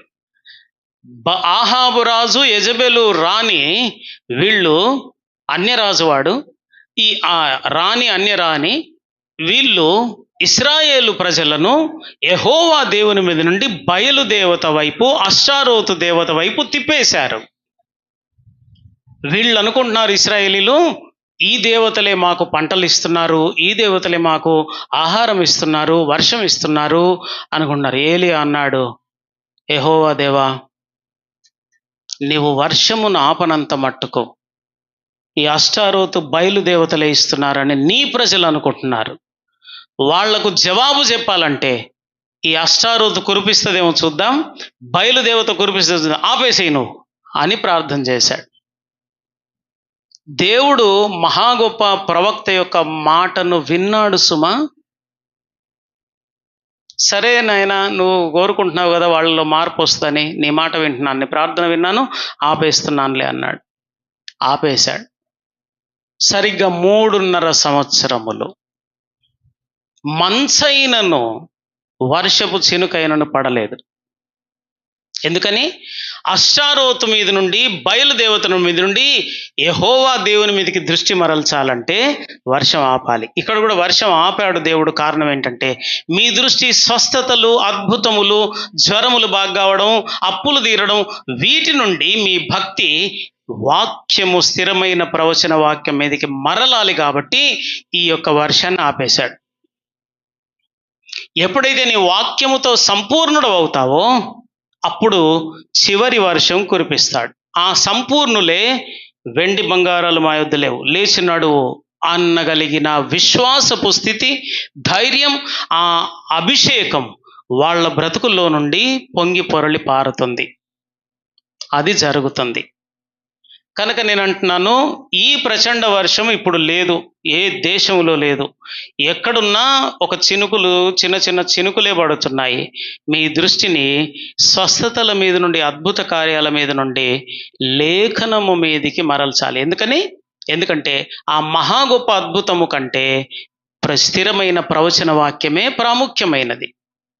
కాబట్టి మీ దృష్టి ఇక్కడ మరిస్తే మీరు సంపూర్ణులు అవుతారు. సంపూర్ణులైన తర్వాత మీ ద్వారా మళ్ళీ ఈ అద్భుతములు రెట్టింపు చేయించుకుంటాడట దేవుడు. నాకంటే గొప్పగా చేస్తారు నా శిష్యులు అన్నాడు. సో ఆ కాలము కొరకు, ఆ కడవరి వర్షము కొరకు వ్యవసాయదారుడు ఎదురు చూసినట్టుగా సంఘము, దేవుని సేవకులు ఎదురు చూస్తూ ఉండాలి. అదన్నమాట సంగతి. సో ఇప్పుడు స్వస్థతలు ఉన్నట్టా లేనట్టా? ప్రవచనములు ఉన్నట్టా లేనట్టా? ఉన్నాయి. ఎంతవరకు ఉంటాయి అనే దానికి ముందు మనకు అర్థం కావాలి. ఎంతవరకు ఉంటాయంటే క్రీస్తు సంఘము క్షేమాభివృద్ధి నుండి సంపూర్ణతను సాధించే వరకు ఈ 12 కృపావరముల పరిచర్య, ఈ 5 దైవజనుల పరిచర్య క్రీస్తు సంఘానికి అవసరమే. ఈ 12 కృపావరాలు 1, 2 కాదు. ఉంటే అన్ని ఉంటాయి, పోతే అన్ని పోతాయి. మీకు ఇష్టం లేనిది పోయింది, అయిపోయింది. మీకు ఇష్టం ఉన్నది, జ్ఞానవాక్యం ఉన్నది, బుద్ధివాక్యం ఉన్నది, కానీ అద్భుతములు, భాషలు లేవు. ఇలా దేవుని సత్యాన్ని సగం తీసే సగం పెట్టడము అబద్ధబోధే. సత్యానికి ఏది చేర్చొద్దు, ఏది తొలగించొద్దు. దీనిలో ఏదైనా కలిపినా వాని మీదికి తెగుళ్ళు వస్తాయన్నాడు, ఏదైనా తీసివేసినా తెగుళ్ళు వస్తాయన్నాడు. 12 కృపావరాలు 2, 3 ఉంటే మిగతావన్నీ ఉండాలి. అన్నీ లేవంటే బుద్ధివాక్యము, జ్ఞానవాక్యం కూడా ఉండొద్దు. సంఘం అంతా అజ్ఞానంతో తిరగాలి భూమి మీద. మీకు ఇష్టం వచ్చినట్టు వ్యాఖ్యానం చేయొద్దు బైబిల్ను. అపోస్తలు, ప్రవక్తలు 2 అయితే లేరట, 3 ఉన్నారట. ఈ 3 ఈ 5 ఎందుకు ఉంచాడు అసలు? క్రీస్తు సంఘము క్షేమాభివృద్ధి నుండి సంపూర్ణతను సాధించడానికి. మరి సంపూర్ణ అయిందా సంఘం? కానప్పుడు వాళ్ళిద్దరిని ఎలా తీసేసావు నీవు? ఈ 5 కలిసి పని చేస్తేనే కాదు సంపూర్ణమయ్యేది సంఘం. 2 తీసేసి 3 మాత్రం ఇస్తే 3 బలం సరిపోతుందా? 5 సాధ్యం కానిది 3 సాధ్యం అవుతుందా? అబద్ధ బోధ. అంటే నిజమైన అపోస్తలను, నిజమైన ప్రవక్తలను, వారి ప్రవచనాలను గుర్తించకుండా వారి ఆ దృష్టి కేవలము ఈ కాపర్ల మీదకి మరల్చడానికి చేస్తున్న ప్రయత్నం. దేవుడు మాట్లాడాలనుకున్నదే అపోస్తలు సంఘానికి పునాది వేశారు. ప్రవక్తలు దేవుని స్వరాన్ని ఆ తరములలో, ఆ ప్రదేశములో ఉన్న ప్రజలకు అవసరమైన రీతిలో వినిపించారు ప్రవక్తలు. అంటే దేవుని స్వరాన్ని వినకుండా చేయడానికి ప్రవక్తలు లేరు, దేవుని పునాది కనబడకుండా చేయడానికి అపోస్తలు లేరు. పునాది లేదు, దేవుని స్వరం లేదు, దేవుని సంఘం ఎటుపోతుంది మరి? కాబట్టి అది అబద్ధ బోధ. గమనించాలి. పరిశుద్ధాత్మ దేవుడు ఒక పనిని జరిగించాడంటే అది దేని కొరకు పెట్టాడో ఆ పని పరిపూర్ణమయ్యే వరకు ఆ పని వాళ్లను వాడుకుంటాడు. మధ్యలో తీసేస్తే పని పరిపూర్ణం కాదు. కనుక వాళ్ళు సంపూర్ణులు గారు, అయ్యే వాళ్ళను కానివ్వరు. అందుకే ఈ దుర్బోధలు. అపోస్తలు లేరు, ప్రవక్తలు లేరు, ప్రవచనాలు లేవు, అద్భుతాలు లేవు, స్వస్థతలు లేవు అంటూ చేస్తున్నారు. ఏమండి? ఉన్నాయి, కానీ ఇప్పుడు పడుతున్నది తుప్పుర్ల వర్షమే, ఈ ప్రచండ వర్షం కాదు. కడవరి వర్షం వస్తుంది అని చెప్పాడు, ప్రవక్త చెప్పాడు, ఇటు యాకోబు కూడా చెప్పారు. ఇద్దరు చెప్పారు, మళ్ళీ మొదటి వర్షం, కడవరి వర్షం వస్తుంది. ఆ వర్షం కొరకు ఎదురు చూస్తున్నాం. ఈ వర్షం పడ్డప్పుడు శ్రమలు బహుగా ఉన్నాయి. ఆ శ్రమల్లో సైతం వాళ్ళు ఆనందించారు. ఈ వర్షకాలంలో కూడా 3.5 సంవత్సరాల శ్రమల కాలంలో ఆ పరిశుద్ధాత్మ ప్రచండమైన వర్షం మనుషుల మీద కుమ్మరించబడుతుంది. అప్పుడు కూడా ఆ శ్రమలు ఎన్న తగినవి కావు మన ఎదుట ఉంచబోయే మహిమ ముందు అని ఆనాడు అనుభవించే శ్రమలు అనుభవించే భక్తులు కూడా పరిపూర్ణమైన ఆనందముతో అనుభవిస్తారు. అది సంగతి. రైట్.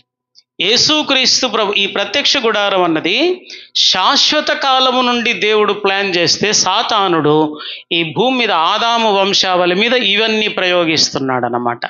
ఇవి కూడా అలాంటి రూపాల్లోనే ఉంటుంటాయి. ఆ తర్వాత యేసుక్రీస్తు యొక్క భౌతికమైన ప్రత్యక్షత అంటే అవతారములో యేసు ప్రభు ఏం చేయబోతున్నాడో, సంఘమును ఎలాగున పరిశుద్ధపరచుకొని సంపూర్ణతలోనికి నడిపించుకుంటాడో తెలుపడానికి దేవుడు చూపించిన పటమే ప్రత్యక్ష గుడారం. అందుకని అన్నాడు నిర్గమకాండం 25:40లో, నేను చూపించు మాదిరి చొప్పున. ఇట్స్ గాడ్స్ ప్లాన్, మోషేది కాదు. హెబ్రీ పత్రిక 8:5లో మోషేకు కొండ మీద చూపడిన మాదిరి చొప్పున సమస్తము చేయుటకు జాగ్రత్త పడుము మోషే అంటూ దేవుడు చెప్పాడట. కొండ మీద దేవుడు చూపించిన మాదిరి చొప్పున సమస్తమును చేయుటకు. సో ఈ వచనాలతో మనం ఏమర్థం చేసుకోవాలి? ఇది మోషే ప్లాన్ కాదు, ఇశ్రాయేలులో ఎవ్వరి యొక్క ప్లాన్ కాదు. The total structure, total plan, total architecture was God himself. దేవుడే ఆయన పరిపూర్ణంగా ఈ ప్లాన్ ఇచ్చాడు. చూడండి, ప్రత్యక్ష గుడారం యొక్క ప్రత్యేకత ఏమిటంటే, సృష్టిని గురించి మనకు ఒక అధ్యాయంలో రాయబడి ఉంది. మొదటి అధ్యాయంలో రాయబడి ఉంది. ఆ మొదటి అధ్యాయం దాన్ని నేను ఎన్ని రోజులు చెప్పాను మీకు? 7 రోజులు ఏడ్చాను కదా. ఒక్క రోజులో ఉన్న విషయాల్ని మీకు అర్థం చేయించడానికి 7 రోజులు ఏడవాల్సి వచ్చింది. అలాగే 10 ఆజ్ఞల గురించి కూడా ఒక అధ్యాయంలోనే చెప్పాడు. 10 ఆజ్ఞల పలకల గురించి నిర్గమకాండంలో ఒక అధ్యాయంలోనే చెప్పాడు. ఆ తర్వాత ప్రత్యక్ష గుడారం గురించి మాత్రము 50 అధ్యాయాలు నిర్గమకాండములో, లేవీకాండములో, హెబ్రీ పత్రికలో, ప్రకటన గ్రంథంలో మొత్తం 50 అధ్యాయాలు చెప్పాడు. అసలు ఇంత పెద్దగా వ్రాయించిన అంశము బైబిల్ గ్రంథంలో మరొకటి లేనే లేదు. 50 అధ్యాయాలలో ప్రత్యక్ష గుడారాన్ని గురించి తరచూ దేవుడు చెబుతూ మాట్లాడుతూనే వచ్చాడు. అంటే that much of most important issue in the Bible. So ప్రత్యక్ష గుడారము మొట్టమొదట యేసును గురించి మనకు అర్థం చేపిస్తుంది. యేసు యొక్క వ్యక్తిత్వాన్ని, యేసు యొక్క లక్షణములను, యేసు జీవిత విధానాన్ని, యేసు చేయబోయే రక్షణ కార్యాన్ని, యేసు సంఘాన్ని పరిపూర్ణం చేసే విధానాన్ని, మహిమలో ప్రవేశించే విధానం అంతటిని కూడా మనకు తెలియజేస్తుంది. అందుకని యేసు ప్రభు అన్నాడు, మోషే నన్ను గూర్చి వ్రాశాడు అన్నాడు. అలాగే ప్రవక్తలు కూడా నన్ను గూర్చి వ్రాశారు అని చెప్పాడు. అంటే ప్రత్యక్ష గుడారమును వివరించినప్పుడు నన్ను గూర్చే వివరించారు వారు అంటూ యేసు ప్రభు మర్మంగా మాట్లాడుతూ ఉన్నాడు. దేవుని బిడ్డలారా, అందులో మొట్టమొదటిది ఆవరణము అని చూస్తున్నాం. 3 పార్ట్స్ కదా ప్రత్యక్ష గుడారంలో. ఆవరణము, పరిశుద్ధ స్థలము, అతి పరిశుద్ధ స్థలం. ఆవరణములో యేసు యొక్క ప్రత్యేకత ఏమిటంటే, ద్వారము యేసే. దేనికి ద్వారము?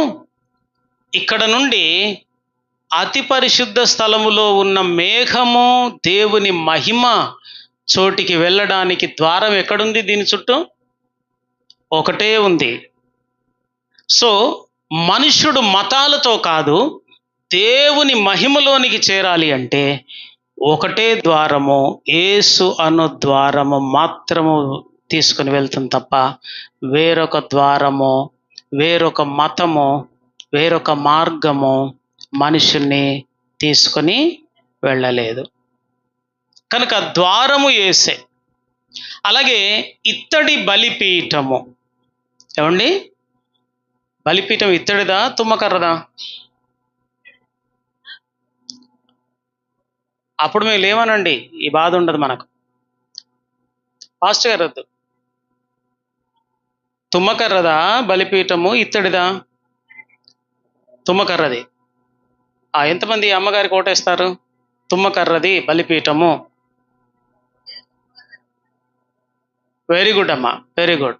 సో ఎప్పుడైనా కానీ ఒక ప్రాబ్లం సాల్వ్ చేసినప్పుడు కర్ర విరగొద్దు, పాము చావద్దు, అట్లుండాలి ఆన్సర్. Okay right. అమ్మగారు రెండు ప్రయోగించింది, కర్ర విరగకుండా పాము చావకుండా. నేనే ఆన్సర్ ఇచ్చాను కదా, తుమ్మకర్రనా బలిపీఠమా అని. తుమ్మకర్ర బలిపీఠం అని చెప్పేసింది, రెండు మడత పెట్టి. వాస్తవమే, తుమ్మకర్రే అయితే అమ్మ, ఇప్పుడు బలిపీఠం మీద బలి అర్పించినప్పుడు అగ్నితో కాలుస్తుంటే మాంసం పచ్చిగా ఉంటుంది. మాంసం ముందు కాలుతుందా, తుమ్మకర్ర ముందు కాలుతుందా? మరి ఇక అంటే ప్రతిసారి బలిపీఠం కొత్తగా తయారు చేసుకోవాల్సిందే. కనుక అలా కాదు. కానీ మీరు చెప్పింది కరెక్టే. ఏమిటంటే తుమ్మకర్రతో ముందుగా కర్రను చేసి దీని మీద బలిపీఠము తయారు చేసిన తర్వాత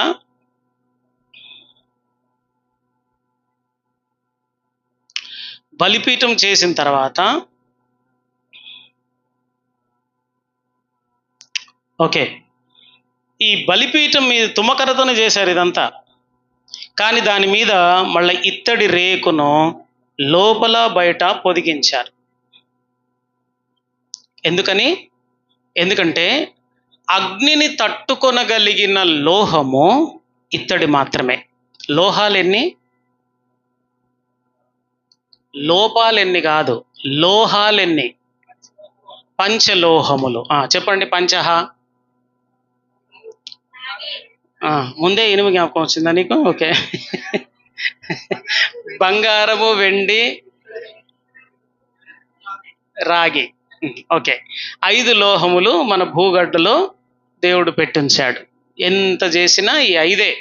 ఈ 5టినే మళ్ళీ మిక్స్ చేసి వేరే వేరే చేస్తుంటారు. సరే, ఈ 5 లోహములలో ఎక్కువగా ధ్వనిని ఇవ్వగలిగిన లోహం ఏది? కంచు మోగినట్లు కనకమ్మ మోగునా అన్నది జ్ఞాపకం వచ్చింది కదా నీకు? ఓకే. సో కంచు లేక రాగి వాయిస్ చాలా దూరం పోతుంది. వేడిని తట్టుకొనగలిగిన లోహము ఇత్తడి. ఈ ఇత్తడిని ఎందుకు పొదిగించారంటే భయంకరమైన వేడితో ఈ జంతువు మాంసమును కాల్చేస్తూ ఉంటుంది అగ్ని. సో ఈ భయంకరమైన వేడిని తట్టుకోవాలంటే తుమ్మకర్ర కాలిపోతుంది కనుక దీని మీద ఇత్తడిని పెట్టారు. ఎంతటి వేడినైనా తట్టుకొని కరిగిపోకుండా నిలబడగలిగే శక్తి 5 లోహాలలో ఇత్తడికే ఎక్కువగా ఉంది కనుక ఇత్తడిని పెట్టారు. అగ్ని దేనిని సూచిస్తుందంటే దేవుని యొక్క ఉగ్రతను, పాపానికి దేవుడు విధించే శిక్షను చూపిస్తుంది. ఆ శిక్ష యొక్క బరువును, ఆ శిక్ష యొక్క బలమును భరించాలి అంటే తుమ్మకర్రకు సాధ్యం కాదు, ఇత్తడికే సాధ్యం. అలాగని ఇత్తడినే పెడితే దేవుని ఉగ్రతను మాత్రమే సహిస్తుంది. ఎవరు సహించాలి అంటే లోపల ఉన్న మానవుడి మీద పడాలి ఉగ్రత. కానీ వాడిని కాపాడడానికి, ఆ ఉగ్రతను తట్టుకోవడానికి మరొక మనుష్య కుమారుడు అడ్డుగా వచ్చాడు శిలువ మీద. ఆయన భరించడానికి ఇష్టపడ్డాడు కాబట్టి దేవుని మహా గొప్ప దహించు అగ్నిని, ఆయన ఉగ్రతను, పాపానికి రావాల్సిన ఆయన శిక్షనంతటిని ఇత్తడి రూపంలో ఈయన భరించాడు. దీనికి సాదృశ్యముగా పాత నిబంధనలో సంఖ్యాకాండము 21వ అధ్యాయము 4 నుండి 9 వచనాల్లో ఏమనుందంటే, ఇశ్రాయేలీయులు ఎదోము దేశములోనికి వెళ్లకుండా చుట్టుకొని పోవలనని మార్గాయాసము చేత జనుల ప్రాణము సొమ్మసిల్లగా ఇశ్రాయేలు దేవునికిని మోషేకును విరోధముగా మాటలాడి పాపము చేసిరి. ఎట్లనగా, ఈ అరణ్యములోనికి చచ్చుటకు మమ్మును ఐగుప్తులో నుండి ఎందుకు తీసుకొని వచ్చితిరి? ఇచ్చట ఆహారము లేదు, నీళ్లు లేవు, చవి సారములు లేని ఈ అన్నము మాకు అసహ్యమైనదనిది. అందుకు యెహోవా ప్రజలలోనికి తాపకరములైన సర్పములను పంపెను, అవి ప్రజలను కరవగా అనేకులు చనిపోయిరి. అందుకు మోషే యెహోవా యొద్దకు పరిగెత్తంటున్నాడు, అయ్యా నీ ప్రజలు నశించిపోతున్నారు అని ప్రార్థించగా, అప్పుడు యెహోవా దేవుడు అంటున్నాడు, మోషే ఇత్తడి సర్పమునొక దాన్ని చేయించి స్తంభం మీద దాన్ని నిలవపెట్టుము. ఎవడైతే సర్పము చేత కాటు వేయబడి మరణించడానికి సిద్ధంగా ఉన్నాడో వాడు విశ్వాసముతో ఆ ఇత్తడి సర్పమును నిదానించి చూస్తే చాలు, వాడు బ్రతుకుతాడు. తరువాత ఇశ్రాయేలీయులు సాగి ఓబోతులో దిగిరి. ఇది అక్కడ ఉన్న అంశం. దేవుని బిడ్డలారా, ఇక్కడ ఏమిటి మాదిరి సాదృశ్యం అంటే, ఇత్తడిని చూపించాడు, సర్పమును చూపించాడు. ఇత్తడేమో దేవుని ఉగ్రతను తట్టుకుంటుంది, సర్పమేమో పాపమునకు మొంగొర్తు. పాపము ఎరుగని ఆయనను మన కొరకు పాపముగా చేసెను. శిలువ మీద యేసు ప్రభు పరలోకానికి ఎలా కనబడ్డాడంటే ఒక పాపముగా కనబడుతున్నాడు. సర్పపు విషమంతా నిండిన వాడుగా కనబడుతున్నాడు. ఆ సర్పమును కాల్చివేస్తున్నాడు దేవుడు పరలోకం నుండి. అందుకు యేసు ప్రభు కాల్చడానికి ముందు దేవుడు ఆ పాపముతో నిండిన ఆయనను వదిలిపెట్టాలి గనక ఆ చేయి వదిలిపెట్టాడు. కోట్ల సంవత్సరాల నుండి తండ్రి చేయి కొడుకు విడిచిపెట్టలేదు, కొడుకు చేయి తండ్రి విడిచిపెట్టలేదు, కానీ సిలువ మీద ఆ ఒక్కసారి జరిగింది ఆ ఎడబాటు. నా దేవా నా దేవా నా చేయి ఏలా విడిచితివి. అంత గొప్ప వేదన ఉండి ఆ పదం పలికాడు. ఆయన చేయి అట్లా ఉంటే, ఆధారం ఉంటే ఈయన తట్టుకునేవాడేమో, కానీ పాపానికి శిక్ష విధిస్తున్నప్పుడు పరిశుద్ధుడు సహాయకుడుగా ఉండకూడదు, ఆయన శిక్షే విధించాలి. కాబట్టి ఆయన కుమారుణ్ణి శిలువ మీద విడిచిపెట్టాడు. ఆయన ఎడబాటును తట్టుకోలేకపోయాడు. దేవుని అగ్నినైనా తట్టుకున్నాడు కానీ దేవుని ఎడబాటును తట్టుకోలేకపోయాడు. అప్పుడు వేసిన కేక అది. సో ఆ విధంగా ఆవరణములో ఇత్తడిని మనం చూస్తున్నాం. ఇత్తడి అంటే పాప పరిహారము గురించిన దేవుని పనిష్మెంట్ కనబడుతుంది ఆవరణములో. ఎక్కడెక్కడ కనబడుతుంది? ఇదిగోండి, ఈ స్తంభాలు ఉన్నాయి చూసారా, ఈ స్తంభాలకు కింద దిమ్మే ఇత్తడితో చేశారు. ఈ పిక్చర్లో సరిగా కనబడట్లేదు కానీ ఇది తుమ్మకర్ర, ఇది ఇత్తడి, ఈ పైన మాత్రము కిరీటం లాగా పెట్టారు, ఇది వెండి. సో ఆవరణములో బయట నుండి ఇశ్రాయేలుడికి 3 కనబడుతున్నాయి. వెండి కనబడుతుంది, తుమ్మకర్ర కనబడుతుంది, ఇత్తడి కనబడుతుంది. ఇత్తడి మోస్తుంది తుమ్మకర్రను, ఈ తుమ్మకర్ర మీద వెండితో కూడిన కిరీటం పెట్టబడి ఉంది. అంటే మానవుడు ఒక తుమ్మకర్రతో పోల్చబడ్డాడు. ఈ మానవ జాతిని మోస్తున్నది ఇత్తడిని భరించిన, దేవుని ఉగ్రతను భరించిన యేసు అను ఇత్తడి. ఈ యేసు అని ఇత్తడి ఆయన ఉగ్రతను భరించి ఈయనకు విమోచన అనే వెండి కిరీటమును పైన పెట్టాడు. ఇది ఇశ్రాయేలుడు ప్రతిరోజు ఆయన ఈ గుడారం వేసినప్పుడల్లా చూస్తే కనబడేది మొట్టమొదట ఈ స్తంభాలే. 60 స్తంభాలు ఉంటాయి చుట్టూ. ఈ స్తంభంలో 3 కనబడుతుంటాయి. మధ్యలో నా స్థితి ఉంది, నా క్రింద నా ప్రభు యొక్క స్థితి ఉంది, నా పైన విమోచనకు ముంగుర్తుగా ఉన్న వెండి కిరీటము నా తలపైన పెట్టాడు అని ఆయన రక్షణ కార్యమును జ్ఞాపకం చేసుకొని స్తుతించి ఆరాధించడమే ఇశ్రాయేలుడికి దీన్ని చూడడం ద్వారా వస్తుంది. అంతేగాని మళ్ళీ మీరు కూడా ఇక్కడ గేటు బయట ఒక తుమ్మకర్రతో చేసి, కింద ఇత్తడితో చేసి, వెండితో చేసి వచ్చిన వాళ్ళెల్లా దాన్ని మొక్కిరంటారు అని పెట్టకండి. ఏమండి, పాత నిబంధనలో ప్రతిదీ సాదృశ్యమే. ప్రతి చిన్న వస్తువు కూడా, ప్రత్యక్ష గుడారంలో కూడా ప్రతి చిన్న వస్తువు సాదృశ్యం. ఈ తాడు కూడా, ఇట్లా ఒక తాడు కట్టారు కదా, ఈ తాడు సాదృశ్యమే. ఈ తాడుకు ఇక్కడ ఒక మేకు పెట్టారు, ఆ మేకు సాదృశ్యమే. అంత పర్ఫెక్ట్గా దేవుడు ప్లాన్ చేసి ఎవ్రీథింగ్ ఈజ్ షాడో, ఏది కూడా దీన్ని పట్టించుకొని అవసరం లేదులే, దీని గురించి తెలుసుకొని అవసరం లేదులే, దీంట్లో ఏం భావం ఉంటుందిలే అని వదిలేయడానికి కాదు, ఆ గుడారము ప్రస్తుత కాలమునకు ఉపమానముగా, ఆ గుడారంలో అన్ని అలాగున ఈ యొక్క స్తంభము, ప్రతి స్తంభము కూడా 60 అనే సంఖ్య మానవుని సంఖ్య, 6 అనే సంఖ్య మానవుని సంఖ్య కదా ఏమండి. 6వ దినమున మనుషుడు చేయబడ్డాడు. పాప పురుషుని సంఖ్య కూడా 666. చెప్పానా 666ది? చెప్పాను కదా, మా ప్రకటన గ్రంథం చెప్పినప్పుడు తప్పనిసరిగా చెప్తాను. 6వ దినమున మనుషుడు చేయబడ్డాడు. దేవుడు మానవుడిగా మారి మానవునితో జీవించడానికి వచ్చాడు. మొదటి పాపి అయిన మానవుని కొరకు మానవుడిగా మారాడు. అదే 66 గ్రంథాల బైబిలు చెబుతున్న సారం అదే. ఆ తరువాత మరొకడు వచ్చి, నేను కూడా మనుషులను రక్షించడానికి, మనుషులున్న కష్టాల్లో నుండి బాగు చేయడానికి వచ్చిన వాడిని మరొకడు చెప్పుకుంటాడు. ఇది మొదటి ఆదాము, ఇది కడపటి ఆదాము. ఈడు నాశన పాత్రుడగు పాప పురుషుడు. వాడు ప్రయోగిస్తున్న నంబర్ ఆదాము సంఖ్య ఉండనివ్వండి, యేసుప్రభుది ఉండేది, నాది కూడా ఉండేవండి. ఎందుకని వాడు వచ్చి ఏమని చెప్పుకుంటాడట, నేనే క్రీస్తును, నేనే యేసు క్రీస్తునని చెప్పుకుంటాడు. ఇప్పటికే ప్రపంచ చరిత్రలో 2000 మంది కంటే ఎక్కువ మంది నేనే యేసు క్రీస్తునని చెప్పుకున్న వాళ్ళు ఉన్నారు. ఇప్పటికీ ఆస్ట్రేలియాలో ఒక ఆయన మగాయన, అమెరికాలో ఒక ఆమె ఆడామె, నల్లామె ఆడ మనిషి, ఆమె నేనే యేసు ప్రభునని చెప్పుకుంటుంది. ఆమె ఇప్పుడు బ్రతికున్నారు వీళ్ళిద్దరైతే.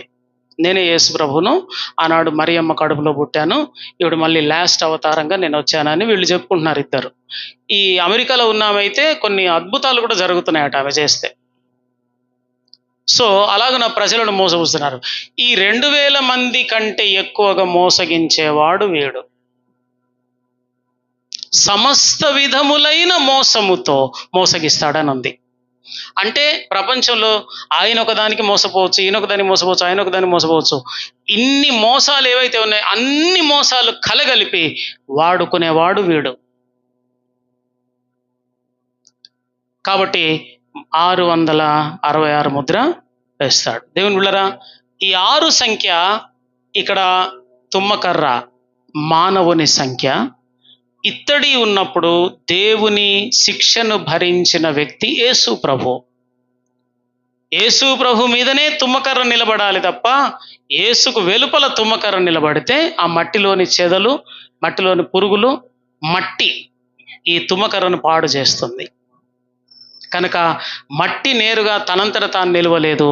దానికి క్రింద ఇత్తడి ఉంటేనే అది 120 సంవత్సరాల పాటు బ్రతికింది ఆ గుడారం, ఏ కర్ర పాడు కాకుండా, ఇత్తడి ఉన్న కారణాన్ని బట్టి.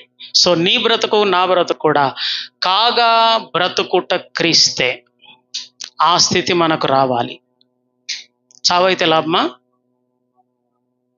ఎంతమంది చావైతే లాభం అంటారు చెప్పండి? చావైతే అందరికి లాభమా? మరి రోడ్డుకి ఎదురుకొని నిలబడండి ఒక గంట సేపు. వాక్యాన్ని సగం చదివి అర్థం చెప్పొద్దు నాకు. చావైతే లాభం అన్న పౌలే దాని క్రింద ఇక మీదట క్రీస్తు కొరకు నేను బ్రతకగోరుచున్నానన్నాడు మళ్ళీ. అంటే చావు దేవుడు ఇస్తే మంచిదే, కానీ బ్రతుకుతే మాత్రం ఇంకా నేను క్రీస్తు కొరకు చాలా బ్రతికి చాలా పని చేయాలి అనుకున్నాడు. సో చావైతే లాభం దగ్గర ఆపకండి. ఇక మీదట బ్రతికే బ్రతుకు క్రీస్తు కొరకు బ్రతుకుతాను. చావు ఎప్పుడు వచ్చినా సంతోషంగా స్వీకరిస్తాను. కానీ చావు రావాలని, చావైతే లాభం అన్నారు కదా అని రోడ్డుకు అడ్డం పోయి గుద్దు, ప్రభు నన్ను పిలుచుకుంటున్నాడు, గుద్దు. ఒక చర్చిలో పాస్టర్ గారి బోధ విని మరణమునకు మనం భయపడకూడదు, మరణమే మనకు భయపడాలని బోధ చేశాడు పాస్టర్ గారు. ఈ యవనస్తుడు, పెళ్లి కాలేదు పాపం, రియల్గా మా పట్టణంలోనే జరిగింది. ఈ యవనస్తుడు ఆ స్టేట్మెంట్ బాగా మైండ్లో పడింది. మరణమునకు మనం భయపడొద్దు, మరణమే మనకు భయపడాలి. ఇప్పుడు మరణాన్ని నేను బెదిరించాలి, మరణాన్ని భయపెట్టాలంటే ఎక్కడ? దాంతో నాకు ఎట్లా నేను బెదిరించేది? అంటే మరణం దగ్గరికి వెళ్ళాలి అని వాడు ఉరేసుకున్నాడు. ఊరేసుకొని అక్కడ అంటున్నాడట, మరణమా నేను గద్దిస్తున్నాను, మరణమా మరణం పోయిండు, అయిపోయింది. పోతే వాడు ఊరేసుకొని చచ్చిపోయాడు. ఆత్మహత్య చేసుకున్న వాళ్ళు ఎటు వెళ్తారు? నరకానికేనా? అమ్మ యేసు ప్రభు దయ చూపించినా మీరైతే దయ చూపించడం లేరు. నరకానికే, నో డౌట్ అబౌట్ దాట్. ఏమండి, నీ ప్రాణాన్ని నీవు పెట్టుకోలేదు, పెట్టిన వాడే తీసేయాలి. నరులారా తిరిగి రండి అని ఆయన పిలవాలి. నీవు తీసేసుకుంటే దేవుడు పెట్టిన దాన్ని నీవు నిర్లక్ష్యం చేసి చులకన గాయించి తీసివేశావు కనుక, దేవుడు పెట్టిన దాన్ని నువ్వు తీసేసే అధికారం నీకు లేదు కనుక కయ్యేనుతో అదే అన్నాడు. నువ్వు కదా కాదు కదా నీ తమ్మునికి ప్రాణం పెట్టింది నేను కదా, నువ్వెలా తీసేస్తావు? కనుక నిన్ను కూడా ఎవడు చంపకుండా జీవితకాలం అంతా తిరిగి ఆ శాపం ఏదో అనుభవించాలి నీవు అన్నాడు. నిన్ను ఎవరూ చంపొద్దు అన్న బోధట, ఆ వాక్యం అట ఆశీర్వాదం అట. మరొకటి దుర్బోధ చేస్తున్నాడు ఇప్పుడు పీడి సుందరరావు అనుచరుడు.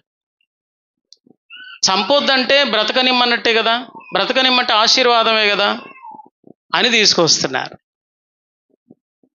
చస్తే తొందరగా శిక్ష నుండి బయటపడతావు, నీవు బ్రతికి ఉండే శిక్షను అనుభవించాలి అని చెప్పాడు దేవుడు. అది కృప కాదు, శాపం. శాపం. నిన్నెవ్వడు చంపొద్దు, అలాగే జీవితకాలం అంతా దేశదిమ్మరిగా ఆ కష్టాన్ని అనుభవిస్తూ తిరుగుతుంటావు అంతే. సో ఈ తుమ్మకర్ర లోపల ఉంది బలిపీఠంలో, చుట్టూ ఇత్తడి ఉంది. తుమ్మకర్ర మధ్యలో ఉంది, క్రింద ఇత్తడి ఉంది, పైన విమోచనను గుర్తు చేసే వెండి ఉంది. నిన్న చెప్పాను నేను, వెండిని రూకలుగా వాడడం ఎప్పుడు ప్రారంభమైందని చెప్పి, మాదీయ పారసీక సామ్రాజ్యంలో. సో వెండితో ఏం చేసేవాళ్ళు అంటే కొనడము అమ్మడము జరుగుతుండేది. మనుషులను అమ్మాలన్నా కొనుక్కోవాలన్నా వెండి రూకలు ఇచ్చి కొనుక్కోవాలి. సో నన్ను తన రక్తమునే వెండి రూకగా ఇచ్చి కొన్నవాడు గనక యేసు ప్రభు ఇచ్చిన విమోచన వెండికి. అలాగే బైబిల్లో కూడా వెండితో కొనబడిన దాసుడు అని వాడబడింది. వెండితో నీవు ఒక దాసుని కొనుక్కుంటే వానికి సున్నతి చేస్తే వాడు ఇశ్రాయేలీయుడే అన్నాడు. వెండితో కనబడ్డాడా వాడు ఇశ్రాయేలుడు అయిపోతున్నాడు. అన్యుడే ఒకప్పుడు. వాడు వెండితో కనబడి సున్నతి చేయబడ్డాడా వాడు ఇశ్రాయేలీయుడే. మన బ్రతుకది.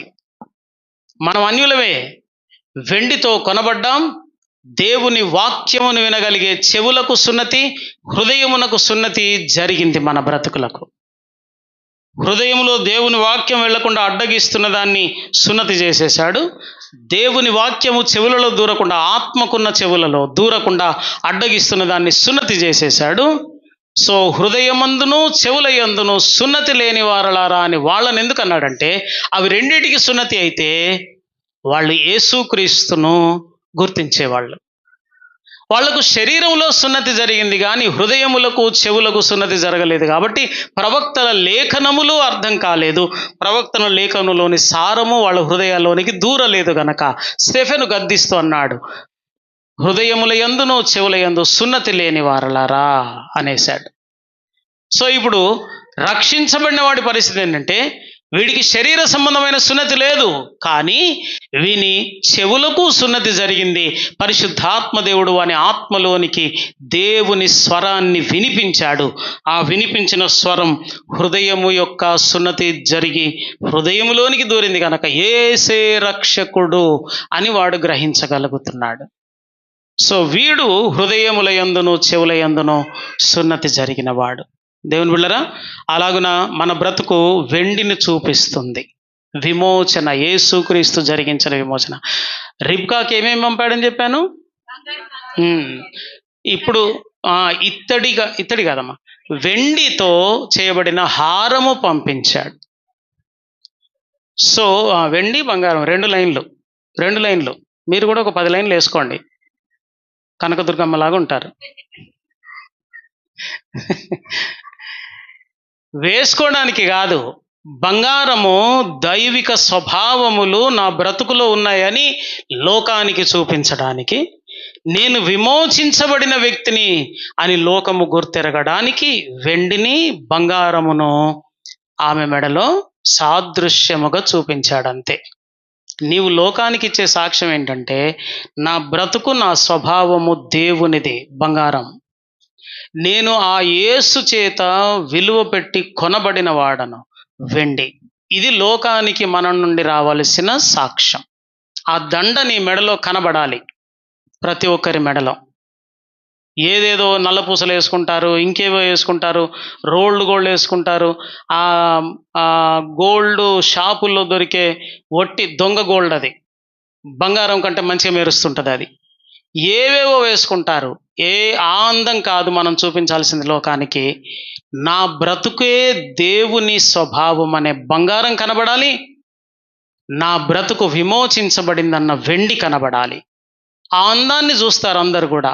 అరే బాప్రే, ఈ మ్యారేజ్ ఫంక్షన్లోనికి అక్కడ ఒకరు ఉన్నారు చూసావా, ఆయన బంగారం లాంటోడండి, దేవుడు అండి నిజంగా. ఏం కులం అండి? వాళ్ళు క్రిస్టియన్స్ అండి, యేసుప్రభుని నమ్ముకున్నారు. వెండి కనబడాలి, బంగారము కనబడాలి. ఏమండి?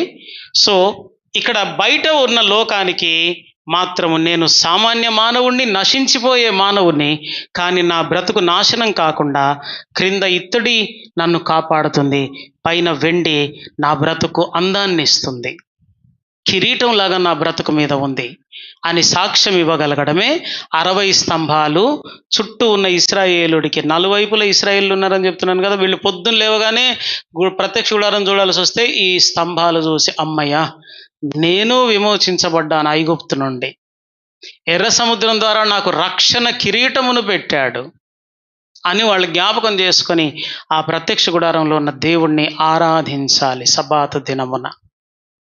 అది మన బ్రతుకులో జరిగే ప్రత్యక్ష గుడారపు ఆరాధన అన్నమాట.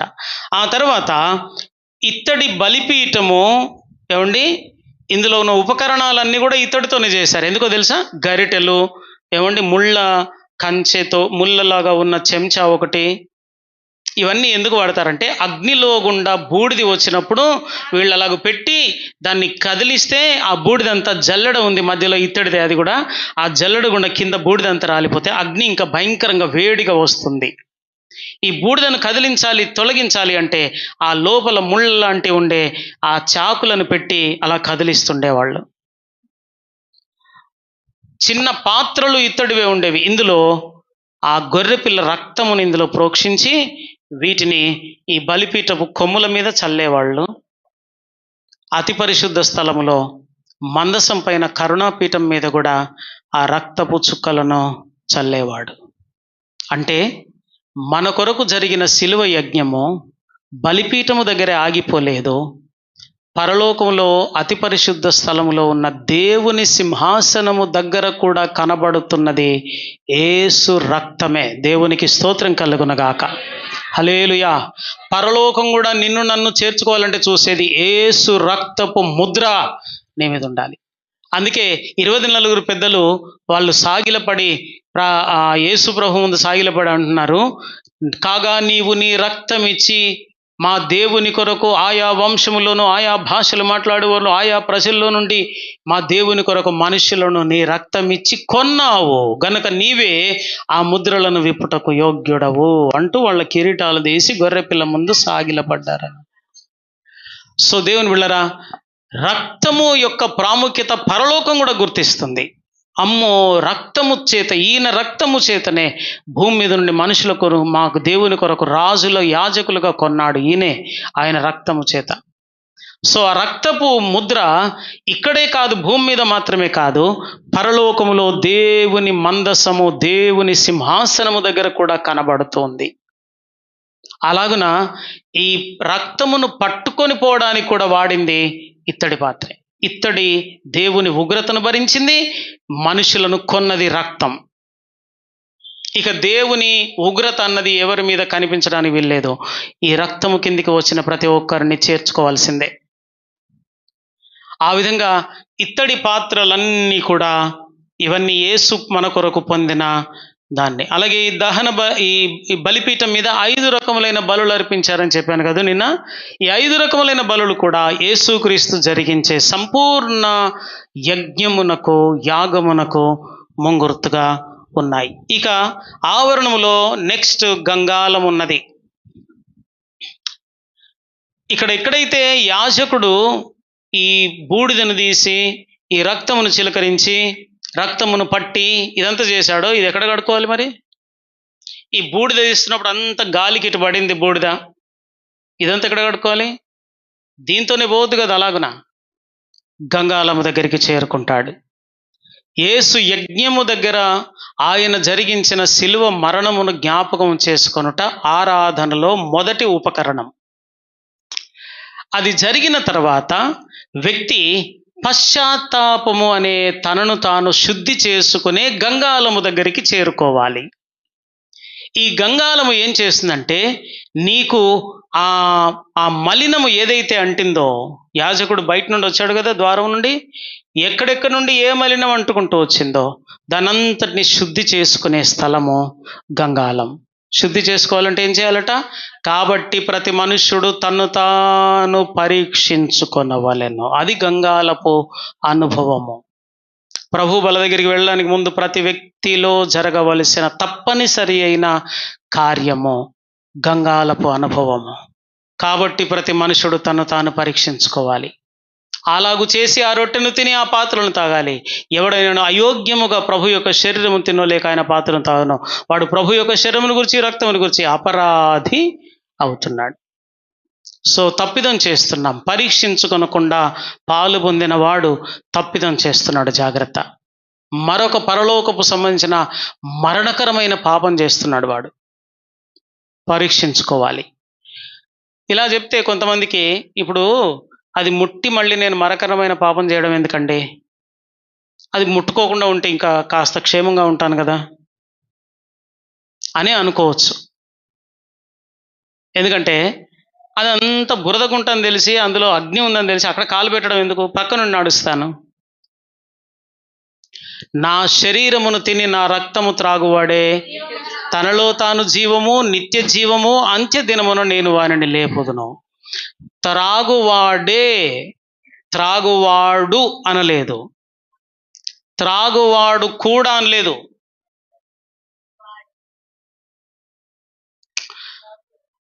వాడే అంటే వేరొకడు కాదు అని. ఏమండి, ఈ గ్రామానికి సర్పంచ్ ఎవరు? నేనే అంటాడా? నేను కూడా అంటాడా? నేనే అన్నాడంటే ఇంకెవడు ఈ గ్రామానికి సర్పంచ్ లేడు. నేనే మార్గమును అన్నాడంటే నేను కూడా పరలోకానికి ఒక మార్గాన్ని అన్నట్ట కాదు. వేరే మార్గమే లేదు. నేనే నేనే దేవుడను, వేరొక దేవుడు లేడు. నేనే, నేను కూడా దేవుడను కాదు, నేనే. త్రాగువాడే శరీరమును తినక త్రాగక నీ పాపముతో నీవే అలాగ వెళ్ళిపోయి అమ్మ తప్పించుకున్నానులే, ఎందుకు వచ్చిన బాధ, అది ముట్టడం ఎందుకు, ఏ తప్పిదం ఉందో ఏమో మన లోపల, తప్పించుకున్నాను మొత్తానికి. ఈరోజు త్రాగని వాడు జీవముండదు వాడిలో, నిత్య జీవమునకు పాత్రుడు కాదు, అంత్య దినమున వాడు లేపబడడు. కాబట్టి పరిశుద్ధ స్థలములో అతి పరిశుద్ధ స్థలములోని ఆ పరిశుద్ధమైన వస్తువులను తాకాలి అంటే ఇది నీకు దేవుడిస్తున్న కృపా సింహాసనము, గంగాళపు అనుభవము. అతిక్రమములను ఒప్పుకొని విడిచిపెట్టువాడు, అది ఇక్కడ జరిగే ప్రక్రియ. ఇక్కడ నా తప్పిదం ఏదో నేను చూసుకుంటున్నాను, ఒప్పుకుంటున్నాను, కడిగి వేసుకుంటున్నాను, కనికరం పొందుతున్నా. అది ఒప్పుకోక దాచుకొని విడిచిపెట్టకుండా ఇక్కడ నుండి వెళ్ళిపోతే వాడు కనికరింపబడడు, శిక్షార్హుడే. అంచేత దేవుని బిడ్డలారా, ఈ యొక్క మధ్యాహ్నం వేళ ఈ ఆవరణములోని గంగాళపు స్థితి మనలో జరుగుతుందా లేదా ప్రతి ఒక్కరము పరీక్షించుకోవాలి. చివరి స్లైడ్ అంటే ఈ రోజుకు ఆ గోడ గడియారం పరిగెత్తుతుంది కాబట్టి. రైట్, పరిశుద్ధ స్థలంలోనికి వచ్చేసాము. ఇప్పుడు ఈ తెరలు దాటి వచ్చాము లోపలికి. ఈ తెరలు దాటి రాగానే మొదట ఉండేది సముఖపు రొట్టెల బల్ల. 6 ఇటు 6 ఇటు. ఏమండి, 6 ఇటు 6 ఇటు. ఓకే, 6 రొట్టెలు అటు 6 రొట్టెలు ఇటు, మధ్యలో ద్రాక్ష రసం. ఇది బంగారముతో చేయబడింది. ఇప్పుడు పరిశుద్ధ స్థలంలో ఉన్న 3 వస్తువులు కూడా బంగారంతో చేయబడ్డవి. ఇక ఇత్తడి యొక్క స్థితి ఇక్కడ కనబడట్లేదు మనకు. ఇత్తడి దేనికి గుర్తని చెప్తున్నాను? దేవుని ఉగ్రతకు. ఇక పరిశుద్ధుడవయ్యావా నీవు? పరిశుద్ధ స్థలంలో ప్రవేశించావా? దేవుని ఉగ్రత నీ మీద లేదు. దేవునికి స్తోత్రం కలుగునగాక. నీవు నీ అతిక్రమములు ఒప్పుకొని విడిచిపెట్టావా? దేవుని ఉగ్రతను తప్పించుకుంటున్నావు. దేవుని కరుణకు పాత్రుడవు అవుతున్నావు. దేవుని ఆశీర్వాదములకు పాత్రుడవు అవుతున్నావు. పరిశుద్ధ స్థలంలో ప్రవేశించిన వ్యక్తి ఇక ఆశీర్వాదములకు యోగ్యుడే గాని మళ్ళీ ఇక్కడ శిక్షకు అర్హత లేదు. శిక్షకు అర్హత లేదు. ఎప్పుడుందంటే గంగాళము దగ్గర కడుక్కోకుండా ఆ మలినముతోనే ఇందులో అడుగు పెట్టాడా, శిక్షార్హుడవుతాడు. ఏదైనా పాపము చేసి, ఇశ్రాయేలుకి ఎవరికి తెలియకుండా ఏదైనా పాపము చేసి యాజకుడిగా నేను బాగానే ఉన్నాను అని అందరికీ చూపించుకోవడానికి వచ్చానా, చంపి పడేస్తాడు దేవుడు. ఇశ్రాయేలుకు తెలియదు నువ్వు పరిశుద్ధుడవో అపరిశుద్ధుడో, కానీ ఆ దేవుని నివాస స్థలములోనికి వచ్చినప్పుడు ఆయనకైతే తెలుసు నీ స్థితి ఎలాగున్నదో. ప్రభు బల దగ్గరికి వచ్చినప్పుడు నీ స్థితిని దాచుకోవద్దు. నీ భర్తకు తెలియకపోవచ్చు, నీ భార్యకు తెలియకపోవచ్చు, మీ ఇంటి పిల్లలకు తెలియకపోవచ్చు, మీ సంఘానికి తెలియకపోవచ్చు. ఆయనకైతే దాచలేం. దాచొద్దు. ఒప్పుకో, విడిచిపెట్టు. ఆశీర్వాదములకు పాత్రుడవు అవుతావు. ఏమిటి ఆశీర్వాదాలు? నిత్యమైన ఆశీర్వాదాలు. మొదటిది, ఆయనలోని జీవం ఉంటుంది, ఆయనలోని నిత్య జీవం ఉంటుంది. అంత్య దినమున నా బ్రతుకును లేపుతాడు. ఆ తర్వాత దీపస్తంభము దగ్గరికి వస్తాం మనం. దీపస్తంభం గురించి ఏం చెప్పానండి? ఒకటి ఎక్కువగా ఉంది, ఒకటి తక్కువగా ఉంది కాండము, కానీ వెలుగుచున్న స్థితిలోనికి వచ్చేసరికి అన్ని సమానముగా క్రీస్తు సంఘములో హెచ్చు తగ్గులు ఏ కోశాన కనబడనిదే దేవునికి ఇష్టమైన నిజమైన ఆరాధనా సంఘము, ఆరాధనా జీవితం.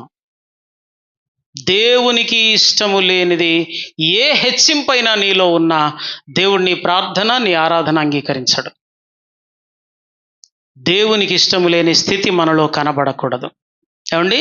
మూడవదిగా, ఈ సాటి విశ్వాసులందరినీ సమానముగా ప్రేమించి నన్ను నేను తగ్గించుకున్న అనుభవం ఉన్నప్పుడు నీ ధూపవేదిక దేవునికి చేరుతుంది. ఒక్క వచనం చూపించి ముగించేస్తాను. ఆది కాండము 8వ అధ్యాయము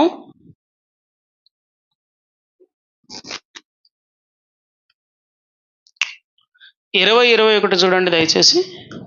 అప్పుడు నోవాహు యెహోవాకు బలిపీఠము కట్టి పవిత్ర పశువులన్నిటిలోను పవిత్ర పక్షులన్నిటిలోను కొన్ని తీసుకొని ఆ బలిపీఠము మీద దహన బలి అర్పించెను.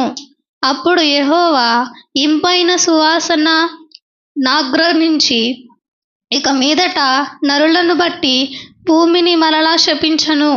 ఎందుకనగా నరుల హృదయాలోచన వారి బాల్యము నుండి చెడ్డది. నేనిప్పుడు చేసిన ప్రకారముగా ఇకను సమస్త జీవులను సంహరింపను. ఇప్పటి నుండి వేదకాలము, శీతాకాలం ఉంటాయి అనేది ఉంది కదమ్మా, తర్వాత ఉందా? అది చదవమ్మా. అది భూమి నిలిచి ఉన్నంత వరకు వేదకాలమును కోతకాలమును. వేదకాలము కాదు, వేదన పెట్టొద్దు మమ్మల్ని. వేదకాలం. వేదకాలం, ఓకే.